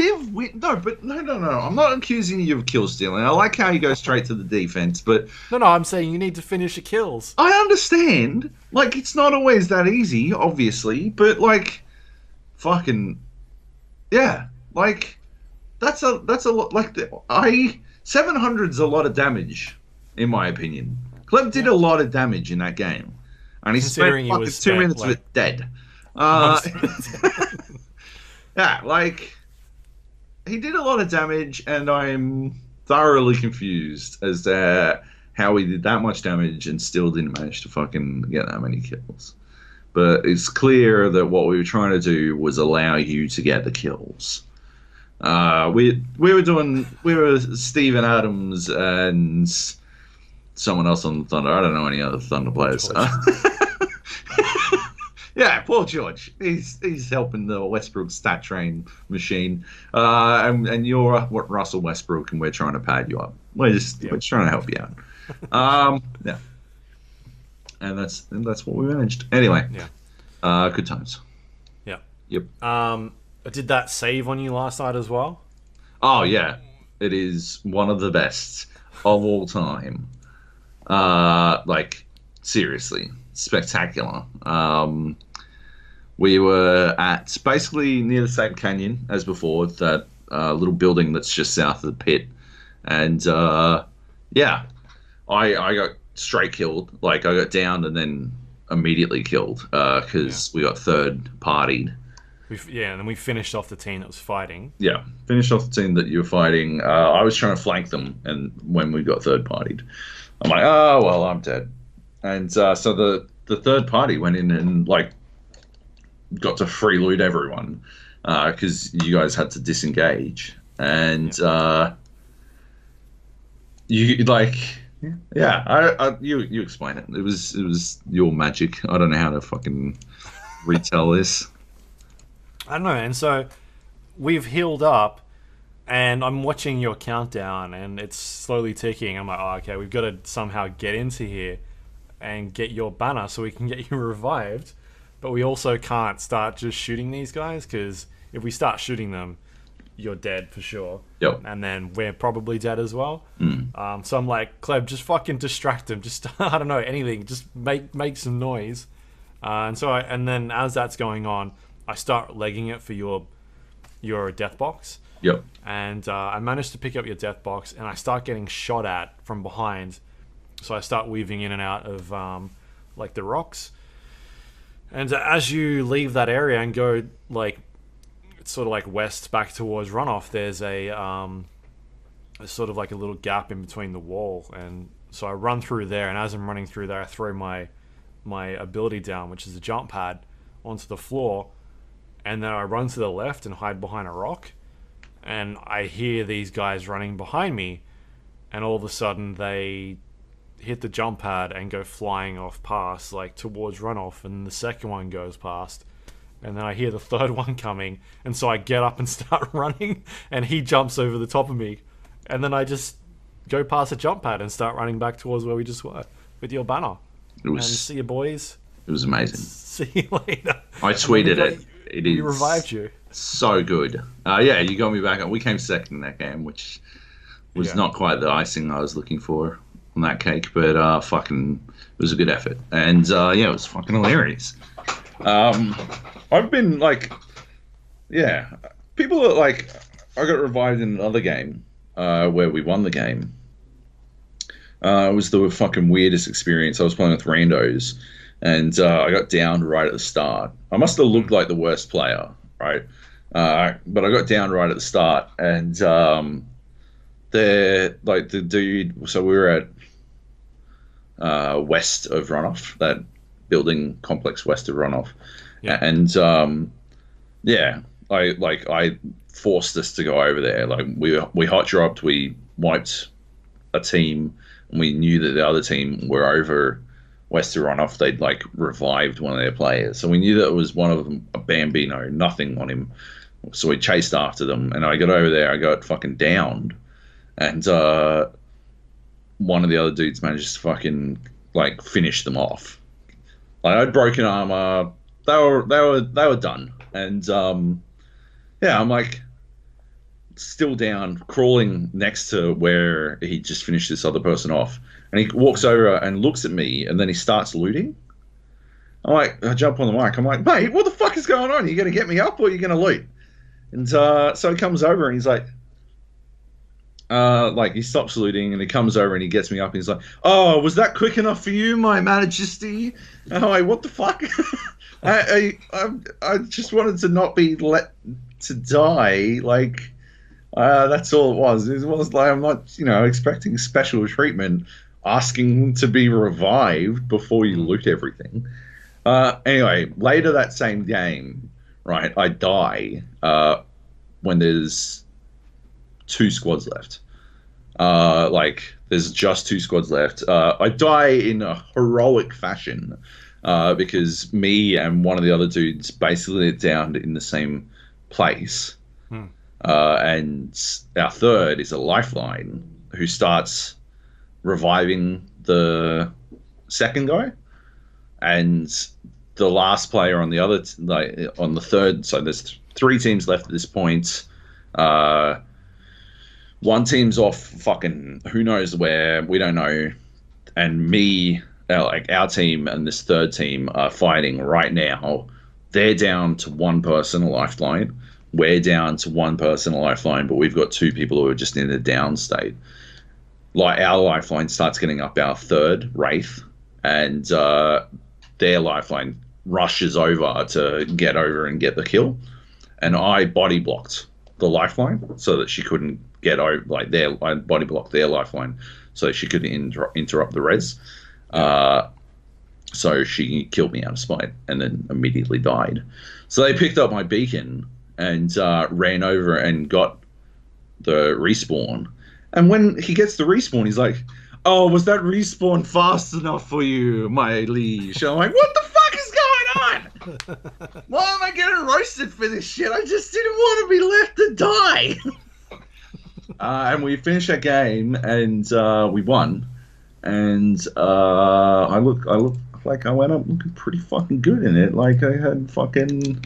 That's not the game in question. That is oh, that's the one where I had fucking heaps of kills and you got none. That's my 7 kills and you got 0 kills. I had 200 damage. Yeah, I finished on fucking 900 damage, 4 kills, and the next close, and like the fucking dude who was roasting me only had 450 damage. And he was the next highest in damage. Like, I was doing a lot of the work, boys. Come on. I got the final kill. I got us the win, like, but yeah, anyway. Good times. It was funny stuff. Yeah. I feel like the next stage is trying to learn bunny hopping and all that sort of stuff, but I just don't know if I'm committed enough to start doing all that. Like, is there bunny hopping in the game? Yeah. Is there? Yeah. Oh. All right. Cool. What do you use as crouch? Do you use... I mean, can you crouch and jump at the same time? No. Yeah. See, I can't either. Yeah. Using my current setup. No. I could switch it to something on my mouse, probably. Yeah. That seems probably to be help my slides. What are the pros are doing? Are changing... they've got jump down to the mouse button. Yep. Like mouse scroll, and then so you can crouch and then jump, and that's sort of how you initiate bunny hopping. Oh, okay. It's only useful really for healing. Because at the moment when you heal, you're slowed. Yeah, you're slowed while you heal, but you can still get the bunny hop momentum going while you're healing, so that helps you quite a lot if you go to watch some of those videos. Yeah. Like, but I'm just like, oh man, that means I've got to change my fucking scroll button or change my... And the way I grip my mouse, I'm probably going to start like crouching it in opportune times, just because I'm holding my mouse a bit tighter. Yeah. Because I do it. I do it in games on. Like, I'll press the back button on a game when I'm playing Slitherio. Fucks me up. That's probably my most common way to die in Slitherio is pressing the back button on my mouse. Yeah. Yeah. I don't know. It's extremely useful, but it's just that level of commitment where we're like, I'd have to change my buttons, and I don't know if I'm ready for that. Yep. The other thing we were doing was the bug that's going around where Gibraltar, you can attach shit to his shield. Yep. And we were doing the caustic traps. Yep. Which are the gas traps on his shield and running around. And we did manage to get some kills with that. It was super dumb, but that's something that's going around. It's pretty much. And then last night, people have figured out that you can put Octane's jump pad on there. Yep. And it completely breaks it because you can bounce around. You can point it at the ground and bounce off, like use the jump pad to bounce off the ground and fling yourself. It's magical. It is wonderful. I love it to bits. It just means that Respawn's going to have to put a patch out. They're 100% going to have to fix it. Yes. Yeah. Cool. Anyway, it's fun. I'm sure we'll keep playing that. Yep. As it goes. The only thing I think you wanted to mention was the grind with the Apex packs. I'm now like you don't even get like it's not even every 2 levels now. You get a fucking Apex pack every 4 levels or some shit. I'm at level 96 and I guarantee you I'm not going to see another. I think I get one more fucking Apex pack. It's so fucking dumb. What happens when you get to 100? Maybe that's nothing. What starts to spell them out. You get nothing. Right. As far as I'm aware, you get fucking nothing. You stop being able to earn packs. It's so fucking stupid. Oh my god. Oh, you stupid idiots. Oh my lord. Anyway. Got you angry. I'm so angry. Fucking dipshits. And that's all we got. That's it. Quiet week. It's news time. We still did 130 minutes. No, an hour and 30 minutes. Not the same. I mean, anyway. quiet week in terms of new stuff. All right. News. Sea of Thieves anniversary update. Yeah. They did a stream last night. I watched it. It sounds like you've watched the arena video. Yeah. Yeah. They talked about a lot of things in this stream. I think it went for about an hour. Right. So yeah, arena is one of the big new things they're showing. So this is like a mode where you can jump into and it puts you up against other players. in a sort of contained region. Yeah. Everybody gets given maps that they can go out and do, which has like chests on the islands. Yeah. So, but everybody's got the same maps at the start of the game, so you kind of decide, what island is closest to you or what you want to kind of go and accomplish in the arena, and then you earn points by completing tasks. Right. I don't. It just doesn't look like. I don't know. It's very different to the Sea of Thieves sort of what they've done in the past. Yeah. Yeah. Like the story based, making your own story in the world.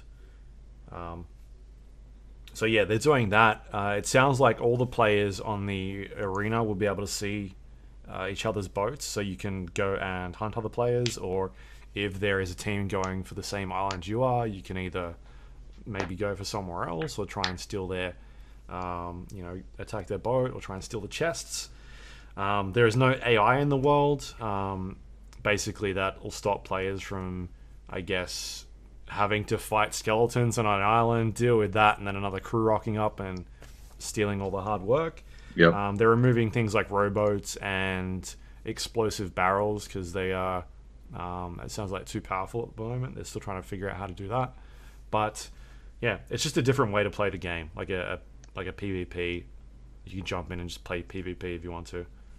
Like you don't have to. It's a separate part of the. It's not a separate part of the game, but it's like a new trading company within the world that you can go and do. Yeah. So yeah, I guess we got to sort of see how that pans out, if it's any good. Yeah. Yeah, I'm definitely not inclined to play it at all. Yeah, I'm sure we'll jump in and we'll check it out, but yeah, it's like. Just not what I want out of Sea of Thieves, basically. Yeah.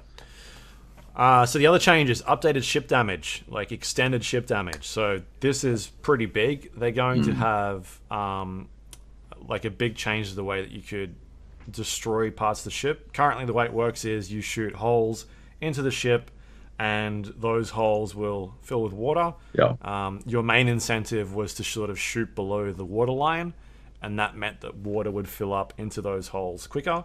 Because if you were shooting above the water line, you're not filling up any water at all. You're just creating damage.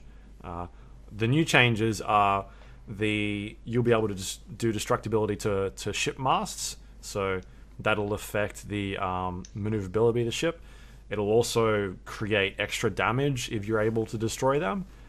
You can damage the ship wheel, which is, again, another way to disable the maneuverability of the ship. Yep. And you can also destroy the anchor as well, from what I understand. So that'll probably either set them still or stop them from being able to stop. I'm not too sure, but one or the other. I'm guessing it's probably going to stop them in their tracks. Yeah, you reckon?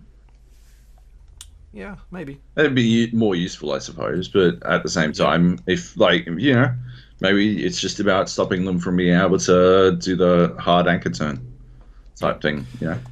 But yeah, the other change they're doing with the destructibility is hull sizes in the ships. The way that'll work now is, the way it works at the moment is if you shoot a hole in the side of a ship, you can't really do more damage to that part of the ship. It's like this static part that's like, all right, you've hit this section. If you were to hit that section again, you're not going to do any extra damage. It's already there. Yeah. Too bad. The way it works now is the holes will expand in size, which will allow you to fill up water quicker. Yep. So bigger holes, more water coming in, the ship's going to fill quicker. The same goes for things like exploding barrels. They'll do bigger hull damage. The bigger holes will take longer to repair, which is interesting as well. So they're kind of the big changes that's coming to the ship damage, and I think there's some really interesting things there. It kind of changes up the way you approach battles. Like before, it used to be like, all right, just shoot below the waterline. Now it's like, all right, do we want to destroy their sails? Like, what do we want to aim for here? Yeah. And it allows you to sort of focus on certain aspects of the ship, which is really cool. It's going to be interesting to see how that's balanced, because I imagine for a sloop, it'll be very easy to just create two giant holes. right? Yeah. Like it would be, I suppose, interesting but inefficient to go after the sail when you could pretty quickly sink a sloop with Yeah. two giant holes from 4 fucking cannons. Pretty quick. But on something like a galleon, you're going to want to disable its maneuverability so you can set it up a bit more. Yeah. But yeah, no, it's awesome. It's an awesome Yeah. change. Apparently, to fix this kind of stuff, you just use it costs more planks. Like it'll be like to fix the anchor, it costs two planks or something like that. I hope that means it's way easier to find fucking planks. Because think about it, like we ran out of planks already just from regular fucking trips, jaunts, voyages. So yeah, I cannot imagine what it's going to be like if now shit costs extra. It's going to be very difficult. Yeah. It sounds like it's going to take about 3 or 4 hits to break a mast. Yeah. Cool. And then that'll drop, and then you sort of leverage it back up. Yeah, and again, you'll see all like the body, this like structure damage as you start repairing it. Things like the ship wheel or the anchor will be replaced. Like the wooden planks that you use, that'll be like the part of the wheel now, so you'll be able to see like all the damage you've taken. Yeah, right. Cool. Throughout the battles, so that's cool. They're adding harpoons as well. Yep. So that is another way to do these hook turns. So you'll be able to leverage onto points in the world, either other ships or like rocks, and be able to do really sharp turns. So grappling Pathfinders. Yeah, like a grappling. Nice. You can also use it to hook people. So if someone falls into the water, you can hook them, bring them back on board. You can capture chests as well. Oh. So you know how we've had games where people have started dumping their shit overboard to try and stop us from chasing them? Yep. I guess you could hook chests now and bring them onto the ship. Sweet. Or even like have people swim, maybe like put chests on a beach and then hook them up. I don't know. I haven't tried it, but like I'm just thinking of ideas here, Joab. That's awesome. Fuck yeah, I'm about it. Yeah, that's cool. So harpoons are in there now. It's a new. It'll be, I think, the front of the boats. They were saying. Okay. Fishing and cooking is being added, so you'll be able to fish now. I'm about fishing. I don't give a fuck about cooking, but I'm there for fishing. I'm on board. So, I guess cooking is there. You'll be able to take things like the fish or some of the animals that are in the world, and you'll be able to cook them. And you'll regain health over time. Sick. By doing this. And so 2 new trading companies, fishing and cooking is one of those trading companies. Yep. So it's sort of like your voyages or your expeditions where you go out and look for resources. Like it's another one of those types of things. The second one is the arena. So arena is going to be the other one that's in there. It just allows you to level up and get more cosmetic items and different types of gear and whatnot. Cool. There's going to be a new island as well. Apparently it's the biggest one they've got in the game so far. Okay. And this will be a part of a campaign that they're telling in the game now. So it's called The Tall Tales. Right. And the first campaign will be called The Shores of Gold. And it's basically like a 9 quest campaign. Will have some sort of story elements in it. Like it's this thing that builds up over time. Currently, when you're doing quests and voyages, you sort of go out and purchase them from vendors, and then it's like, all right, you go to this area on the map and you've got to complete these tasks, and then you finish that and it'll open up sometimes another part, like another section of the quest, and then eventually it just sort of gets to the point where all you do is really getting gear. And I think it sounds like this is going to be more like storytelling. It's going to have like different unique traps and things you can go off and do and take you to different islands. Right. Cool. And they're saying it's going to take like between 10 to 20 hours to complete, depending on how familiar you are with the game or how quickly you want to blast through that stuff. So yeah, that sounds really interesting to kind of do, to see exactly like what are they trying to do with this stuff. Is it going to be really story focused, or is it just really a extended voyage? What is it? We will find out. What else is there? A new chest and new skeleton type will be added as well. Right. Yeah. I don't want to talk too much about spoilers for skeletons, but yeah. Cool. I think that was everything I covered. I'm fucking hella keen. I'm keen to get back in, man. to be honest. Like, I don't know, today. Today. I had a bunch of... Unfortunately, 30th of April is when Yeah, it's this coming shit's out. not out until the We're end not of going the to be month, here. Oh, even worse. Oh, my lord. Yeah. Yeah. Hits keep coming. Because we will be in LA Yeah. playing Borderlands 3. Can we say that? I saw you We tweeted. can say that now. I saw you tweeted. We're allowed Yeah. to. Fucking the Gap Dream Team is going to play fucking Borderlands 3. It is going to be one hell of a sesh. It should be good. Yeah, I'm excited. Me, you, Nate are going. Yes. It should be pretty fucking amusing. We're definitely going to record video, and we'll definitely put it on the podcast. Whether it's yours, mine, I don't know. I don't have a fucking home for my stuff yet, so yeah. But yeah, I'm fucking pumped. I'm excited. Yeah, we've known about this for a little while now. Yes. I think before the announcement. Borderlands announcement, before it was announced. We knew about this trip. Yeah. So yeah, it's still a while off. It's like what, 2.5 weeks? Yeah, about 2.5 weeks. Yeah. We can finally talk about it, which is good. They're going to be doing like a live stream. This is the next day, where developers will be streaming the game. They got a bunch of streamers going over who'll be able to stream the game as well. Yep. But I guess by then we'll already have had our go. So should be fun. Cool. But anyway, Sea of Thieves. Sea of Thieves. We won't get to play it. Not immediately. Disappointing. But we'll play it. It'll be good. Yeah. Cool. And then the last bit of news is Star Wars Jedi Fallen Order. It will be revealed this weekend. Yep. I am in two different minds about this. I want it to be so good. Chris Avellone writing, Respawn is like behind it. It seems like a shit ton of dice is on deck.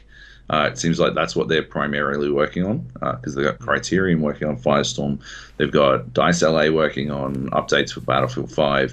This seems like a lot of Dice are working on this at the moment, from a lot of the Dice dudes that I follow on Twitter. They've been talking about this a fuck ton.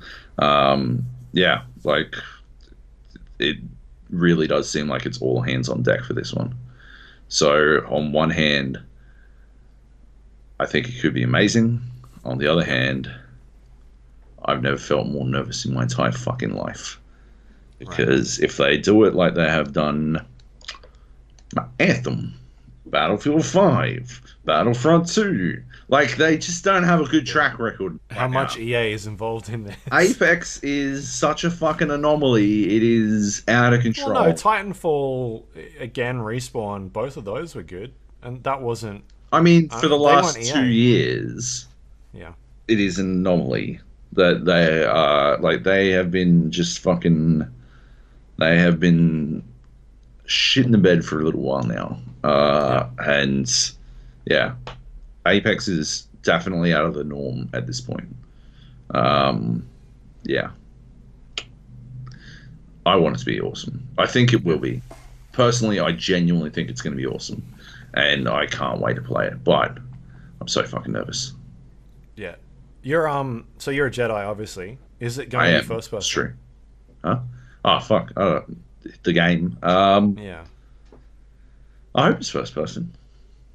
The only reason that I would accept, the only reasoning I would accept that it wasn't is if we get some Jedi Academy style lightsaber shit going on. I mean, you're a Jedi. You're gonna be. They've said you're gonna have a lightsaber. Yeah, but that's okay. Like, yeah, some sort of fucking first-person chopping. I don't know how they do it, but if they've found a way to make it work, then fuck yeah. But if it, I don't know. The alternative is third-person Jedi Academy. I'm there. I don't give a fuck. I'm there in a heartbeat. But I'd very happily play some sort of fucking. So what's the tagline? It's like. What was it? I didn't see it, so I don't know. Fucking, there's a tagline. Fucking Jedi Fallen Order. Maybe this is like, the one. Hide in the dark or something. Don't let anyone see you. That's a terrible tagline. Don't stand out. Don't stand out is the That's the tagline. Yeah. Yeah. Or it's like their promo line. And yeah, maybe you're like some sort of like badass because it's after episode 3, right? After you're like a kid post Order 66, like one of the little kids in that room where Anakin walked in. Yeah, Jedi's being hunted. Yeah, so maybe you're like pretending you're not a Jedi all the time, and then you just fucking cut sick. I don't know. Maybe you don't. See. Maybe you're Obi-Wan Kenobi. Maybe we finally get the story of Obi-Wan Kenobi post episode 3. His transformation from beefcake to Alec Guinness. Genuine class. Anyway. We'll see. I don't know. Star Wars weekend. This weekend. Star Wars weekend. Star Wars celebration, yeah. Yeah. Yeah. We'll probably get some sort of Star Wars trailer as well, right? Probably. We won't watch it though, will we? No. Nope. No. And that's it. That's us. Sweet. Extremely short. Questions? We got any questions? Let's go. Let's have a look. I'm pretty sure we do. I saw the blip. My lord. Here we go. Where was the last question? Here we go. Johnny Bravo writes, I think you just need a question mark at the end. So you could said, sorry for the wall of text. Z Doctor writes, sorry, not sorry for the wall of text. You guys are the fucking worst. These are not questions. Adding a question mark is not good enough. It needs to be a real question. Johnny Bravo says, you sound like a Queenslander where your voice inflects up at the end of every sentence where it sounds like a question. I'm a Queenslander, fuckhead, and that's not how my fucking speech works. Z Doctor writes, do I? Emphasis, higher pitch in last word. Like, come on, motherfuckers. That's not how question time works. These are not questions. Drew Money, Dr. E3 Money, Dre 3 Money writes, I'm with Johnny Bravo on this, you motherfucker. I'm with Johnny Bravo on this. All these sheep... Oh, it's not about questions. Okay, question marks. Okay. I'm going to bring it over here so I can read it on the main screen. All these sheep have been sucking at the teat of Valve for so long they can't see that Valve has been the evil empire monopoly for fucking ages. How are you with Johnny Bravo? This is what I fucking said. Fuck you, Drew. They have been fucking consumers, especially us in Australia capitals, forever, until they got roasted by the ACCC. How hard was it to get a refund? It's been, what, less than 12 months since they went to Aussie currency and Marginal stopped raping us? Fucking Jesus Christ. With blatant price gouging? What new has Steam brought to the table... What new has Steam brought to the table in the last 5 years? That's a question. That's actually a question. Fuck Valve, fuck Steam, fuck these sheeple dickheads. Fucking hell. Bring on competition. Yeah, someone exclusive is a marketing tactic to get consumers in the door. It's been a marketing tactic since there has been fucking marketing. For fuck's sake, get over it. It's not anti-consumer unless you want to say Nathan Drake and his smarmy dick wankery only being on PlayStation is anti-consumer too. You can still play your game. You can even play this on console if Epic Game Store is just too much for you PC elitist fucksticks. You still have to pay someone for it. It's not even like Valve are making games for you or to jizz your pants over anymore. It's just horse shit. Fuck this, I'm out. Division 2 is good. Joab is still wrong. Was that a good enough round for you, Joab? Look, even a not rhetorical question. Love you guys. Peace. Fucking Drew is mad and he's not going to take it anymore. What new has Steam brought to the table in the last 5 years? Is the Steam Workshop a recent thing? I can't remember. It's ubiquity across a bunch of different games. It's pretty new. Regional pricing. But yeah, that's about it. No, not that much. Anyway, yeah, agreeing with Johnny Bravo. A little bit much. I did say all this, but it was a good rant, Drew. Maybe a little aggressive. I don't know. What do you think, Luke? Bit aggressive? Usually, the only person calling everyone a fuckstick around here is me. Yeah. Uh, This seems like a drunken rant it from does. Drew. It does seem like a drunk. It is 1:42. He posted it in the afternoon, so maybe it was. He could have been Ah, on after lunch, a post it. lunch, bevies. Was it? Yeah. Yeah. Yeah. Was that a good enough rant? Yeah, no, it was. And the Division 2 sucks. Anyway, Johnny Bravo writes, you just say what you want, then put thoughts, question mark at the end, then you're good to go. Why didn't you put thoughts, question mark at the end of this, Johnny Bravo, if you were going to be good to go? If this is your fucking, like, solution to everything, dickhead, why don't you fucking stick to it? Any thoughts, Luke? Nope. As always, riveting stuff from Luke. Simo Templar writes, "Hey Luke and Joab, I was wondering what your thoughts. This seems pretty fucking even keeled. This does not seem like it's like Drew's at 11. Simo is coming in at about a 6. I'm appreciating this. He wrote it at 1:03 a.m. In the morning, so maybe he's a bit tired. Let's see what we're going with. I was wondering what your thoughts are on how marketing affects a game's perception and what ethical responsibility publishers have to market a game correctly to not mislead buyers. I've noticed that marketing for games these days contains very little of actual substance about what the gameplay will actually be like, how hard the game may be, or the expected length of the game, obviously only applicable to single-player games. Obviously, publishers want to sell as many units as possible, but sometimes I think they cause more harm than good for themselves. No Man's Sky, for instance, I feel wouldn't have been such a disaster if it had simply had honest marketing instead of misleading people about the features of the game. Obviously, this would be easily solved if they gave gaming publications early access to properly play a game before release to allow the general public to make an informed decision. But I think that maybe there needs to be better descriptions of content on the boxes or store pages of games so that people can easily understand a game before purchase. What are your thoughts? Should there be more ethical marketing, or do buyers just have to become smarter about purchases? You can't ask for more ethical marketing because marketing in and of itself is inherently unethical. It's trying to sell you a game. They're trying to sell you a product. It is by design going to be unethical. So I think expecting there to be more ethical marketing is it's a hollow venture. It's never going to work out for you. Like, yes, there unequivocally should be more ethical marketing, but to think of it as a potential solution is just never going to happen. I mean, you can't like really regulate for that kind of shit anyway. Like, obviously, we've got like false advertising laws and stuff, but you can't like that. They only go so far. And there are a lot of like loopholes. There are a lot of ways to get around that kind of stuff.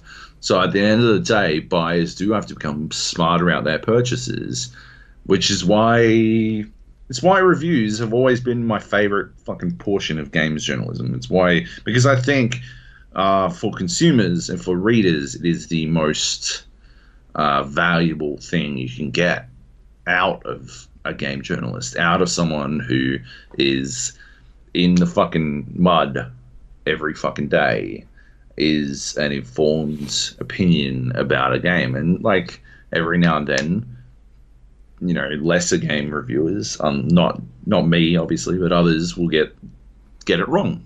Luke said Sekiro was good, but like as long as you stick to the ones, you're lucky, Simon. You already tapped the gold mine. You already found the LeBron James of fucking game reviews. I mean, like LeBron James, like 3 years ago, not like LeBron James Lakers.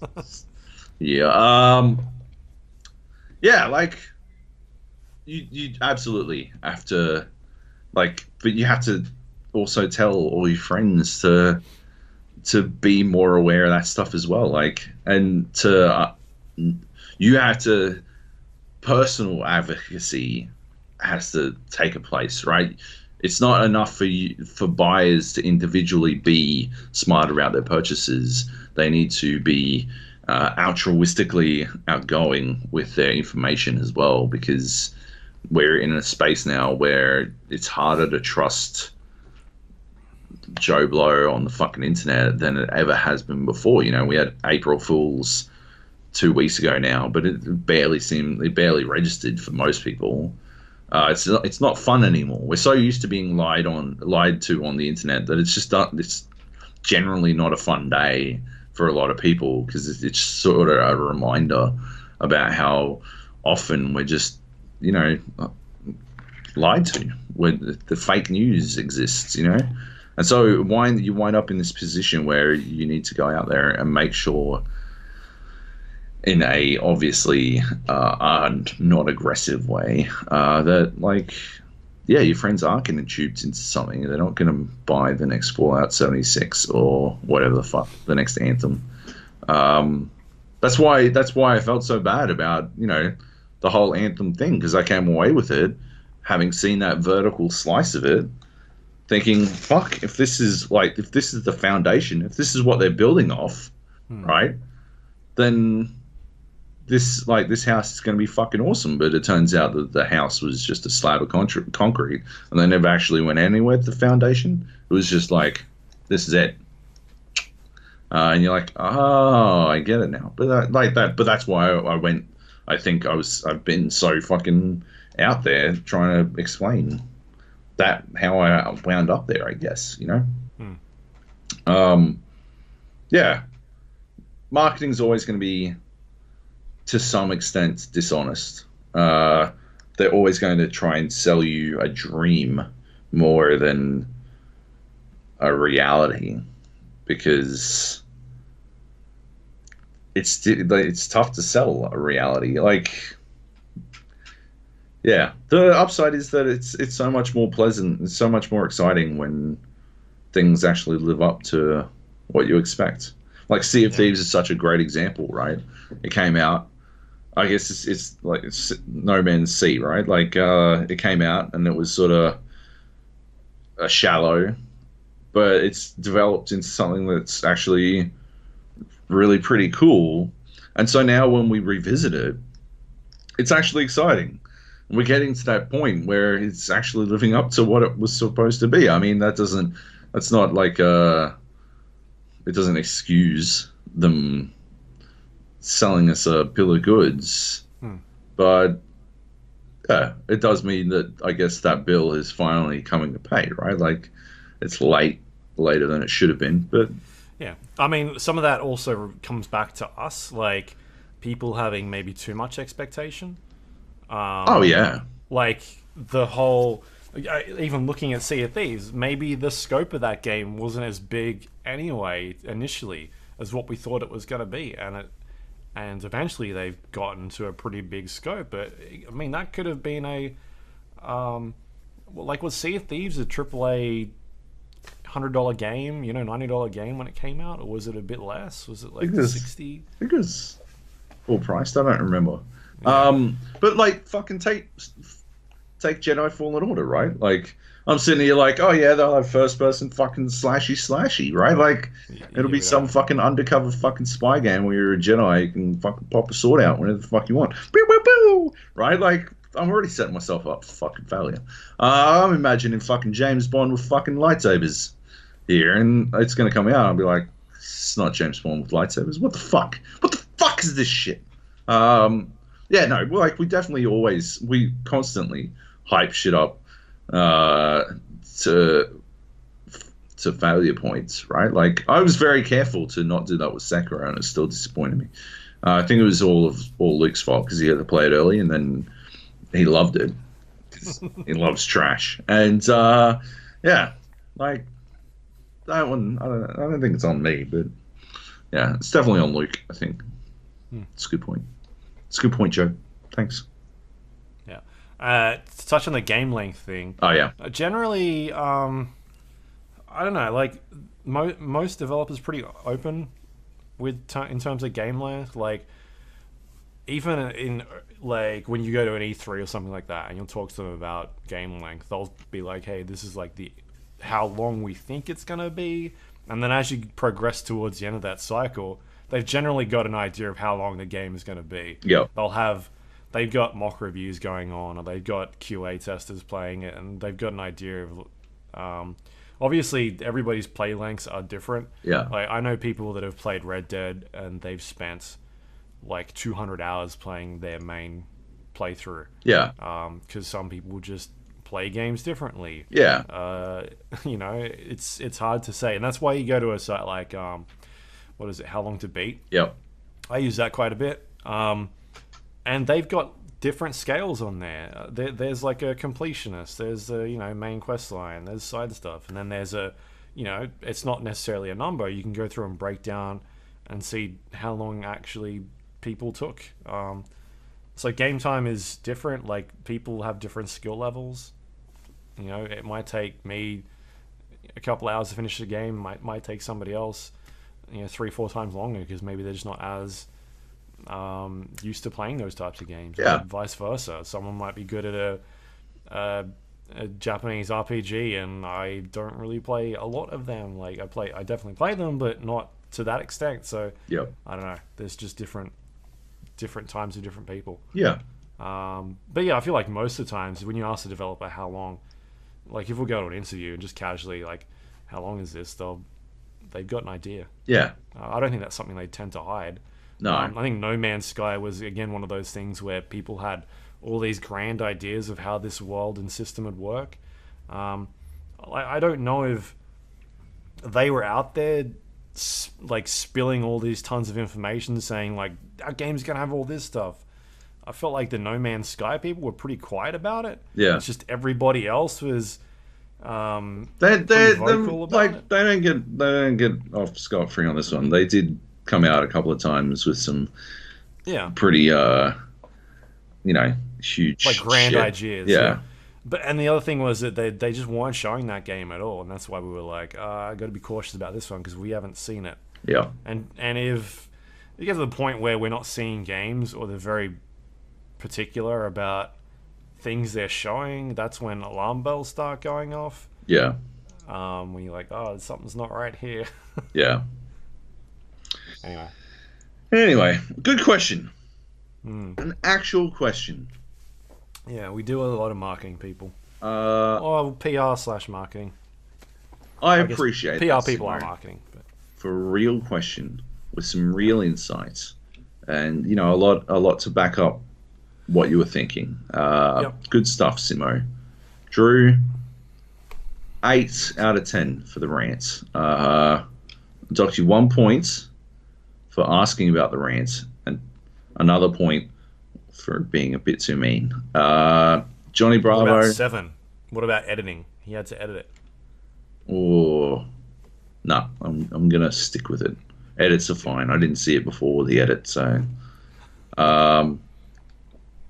Johnny Bravo, Z Doctor, you've made a mockery of the concept of the question. I am disappointed. That's it. All right. No more questions. No more questions. Cool. We can wrap this up then. Let's wrap it up. The Gap. You can find us on iTunes, Android, Windows Store, Spotify, YouTube, all those places. If you search for The Gap or the GA Podcast, it should come up. Please help support the show by rating or reviewing it. If you've got a couple of spare minutes, helps other people find it, and we appreciate everyone that does that. If you want to send us questions, you can do it the old way through email, thegapodcast@gmail.com, or you can go to our Discord page, thegapodcast.com/Discord. If you want to leave us any questions like Simo or Drew or Johnny Bravo. No? Not like okay. Johnny. No. Okay. Or you can jump in, talk on our chat channels. We got voice comms in there. It looks like there's people playing Battlefield at the moment. Yep. Trying to play, I assume. Yeah, we've had people still playing Division every night. So, yeah, jump in, say hello. Have a squiz. Friendly. Yep. Except for Joab. Oh, yeah. And Drew when he's lunch drunk. Yep. You can find us on social media, facebook.com/GA Podcast, twitter.com/GA Podcast, or you can go to our YouTube page, thegapodcast.com/YouTube. You can watch this show on video. Sometimes we chuck in things that are going on, like this week there'll be the Apex. We'll put some Apex videos up there. Yep. And if I get some time, I might put some Mutant Year Zero. Oh yeah. I don't know. Cool. I don't know if we've got any of that, but anyway, I have some videos up there. Nice. Cool. And then Borderlands, obviously, in a couple of weeks, we'll put some Borderlands stuff up. Oh, there'll definitely be that. Yeah. Yeah. Or you can go to the website, thegapodcast.com. It's got links to all the things we just talked about, past episodes of the show, links to all the social media, links to Discord, YouTube, all that fun stuff. And that site is supported by our Patreon members. If you want to support the show, you can go to patreon.com/thegapodcast. Thank you to everyone that does it every month. You're the best. Pay the bills. Yeah, Keep the hell site yeah. In fact, semi-running. JB is a Patreon, and I take back all the nasty things I said about him. Okay. I'm sorry, buddy.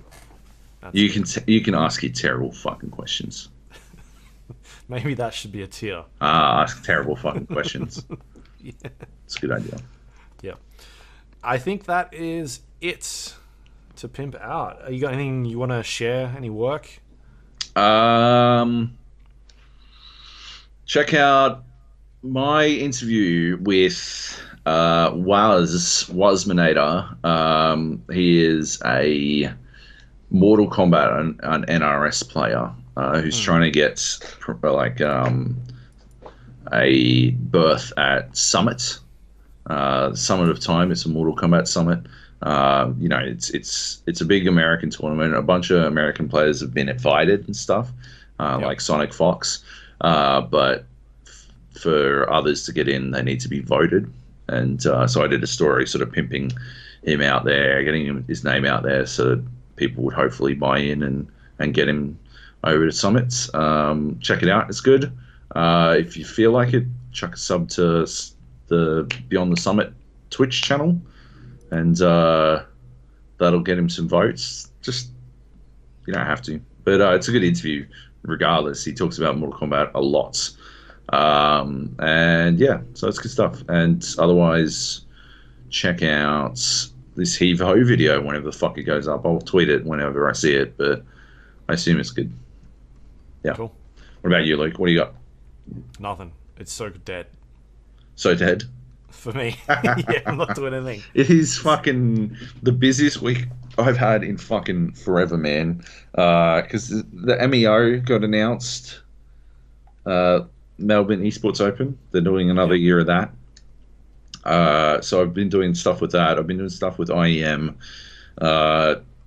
This Mortal Kombat stuff earlier this week. Like, it's just, yeah, out of control. There's fucking tons. So I've got to get into esports, is what you're saying. Oh, yeah, dude. There's heaps.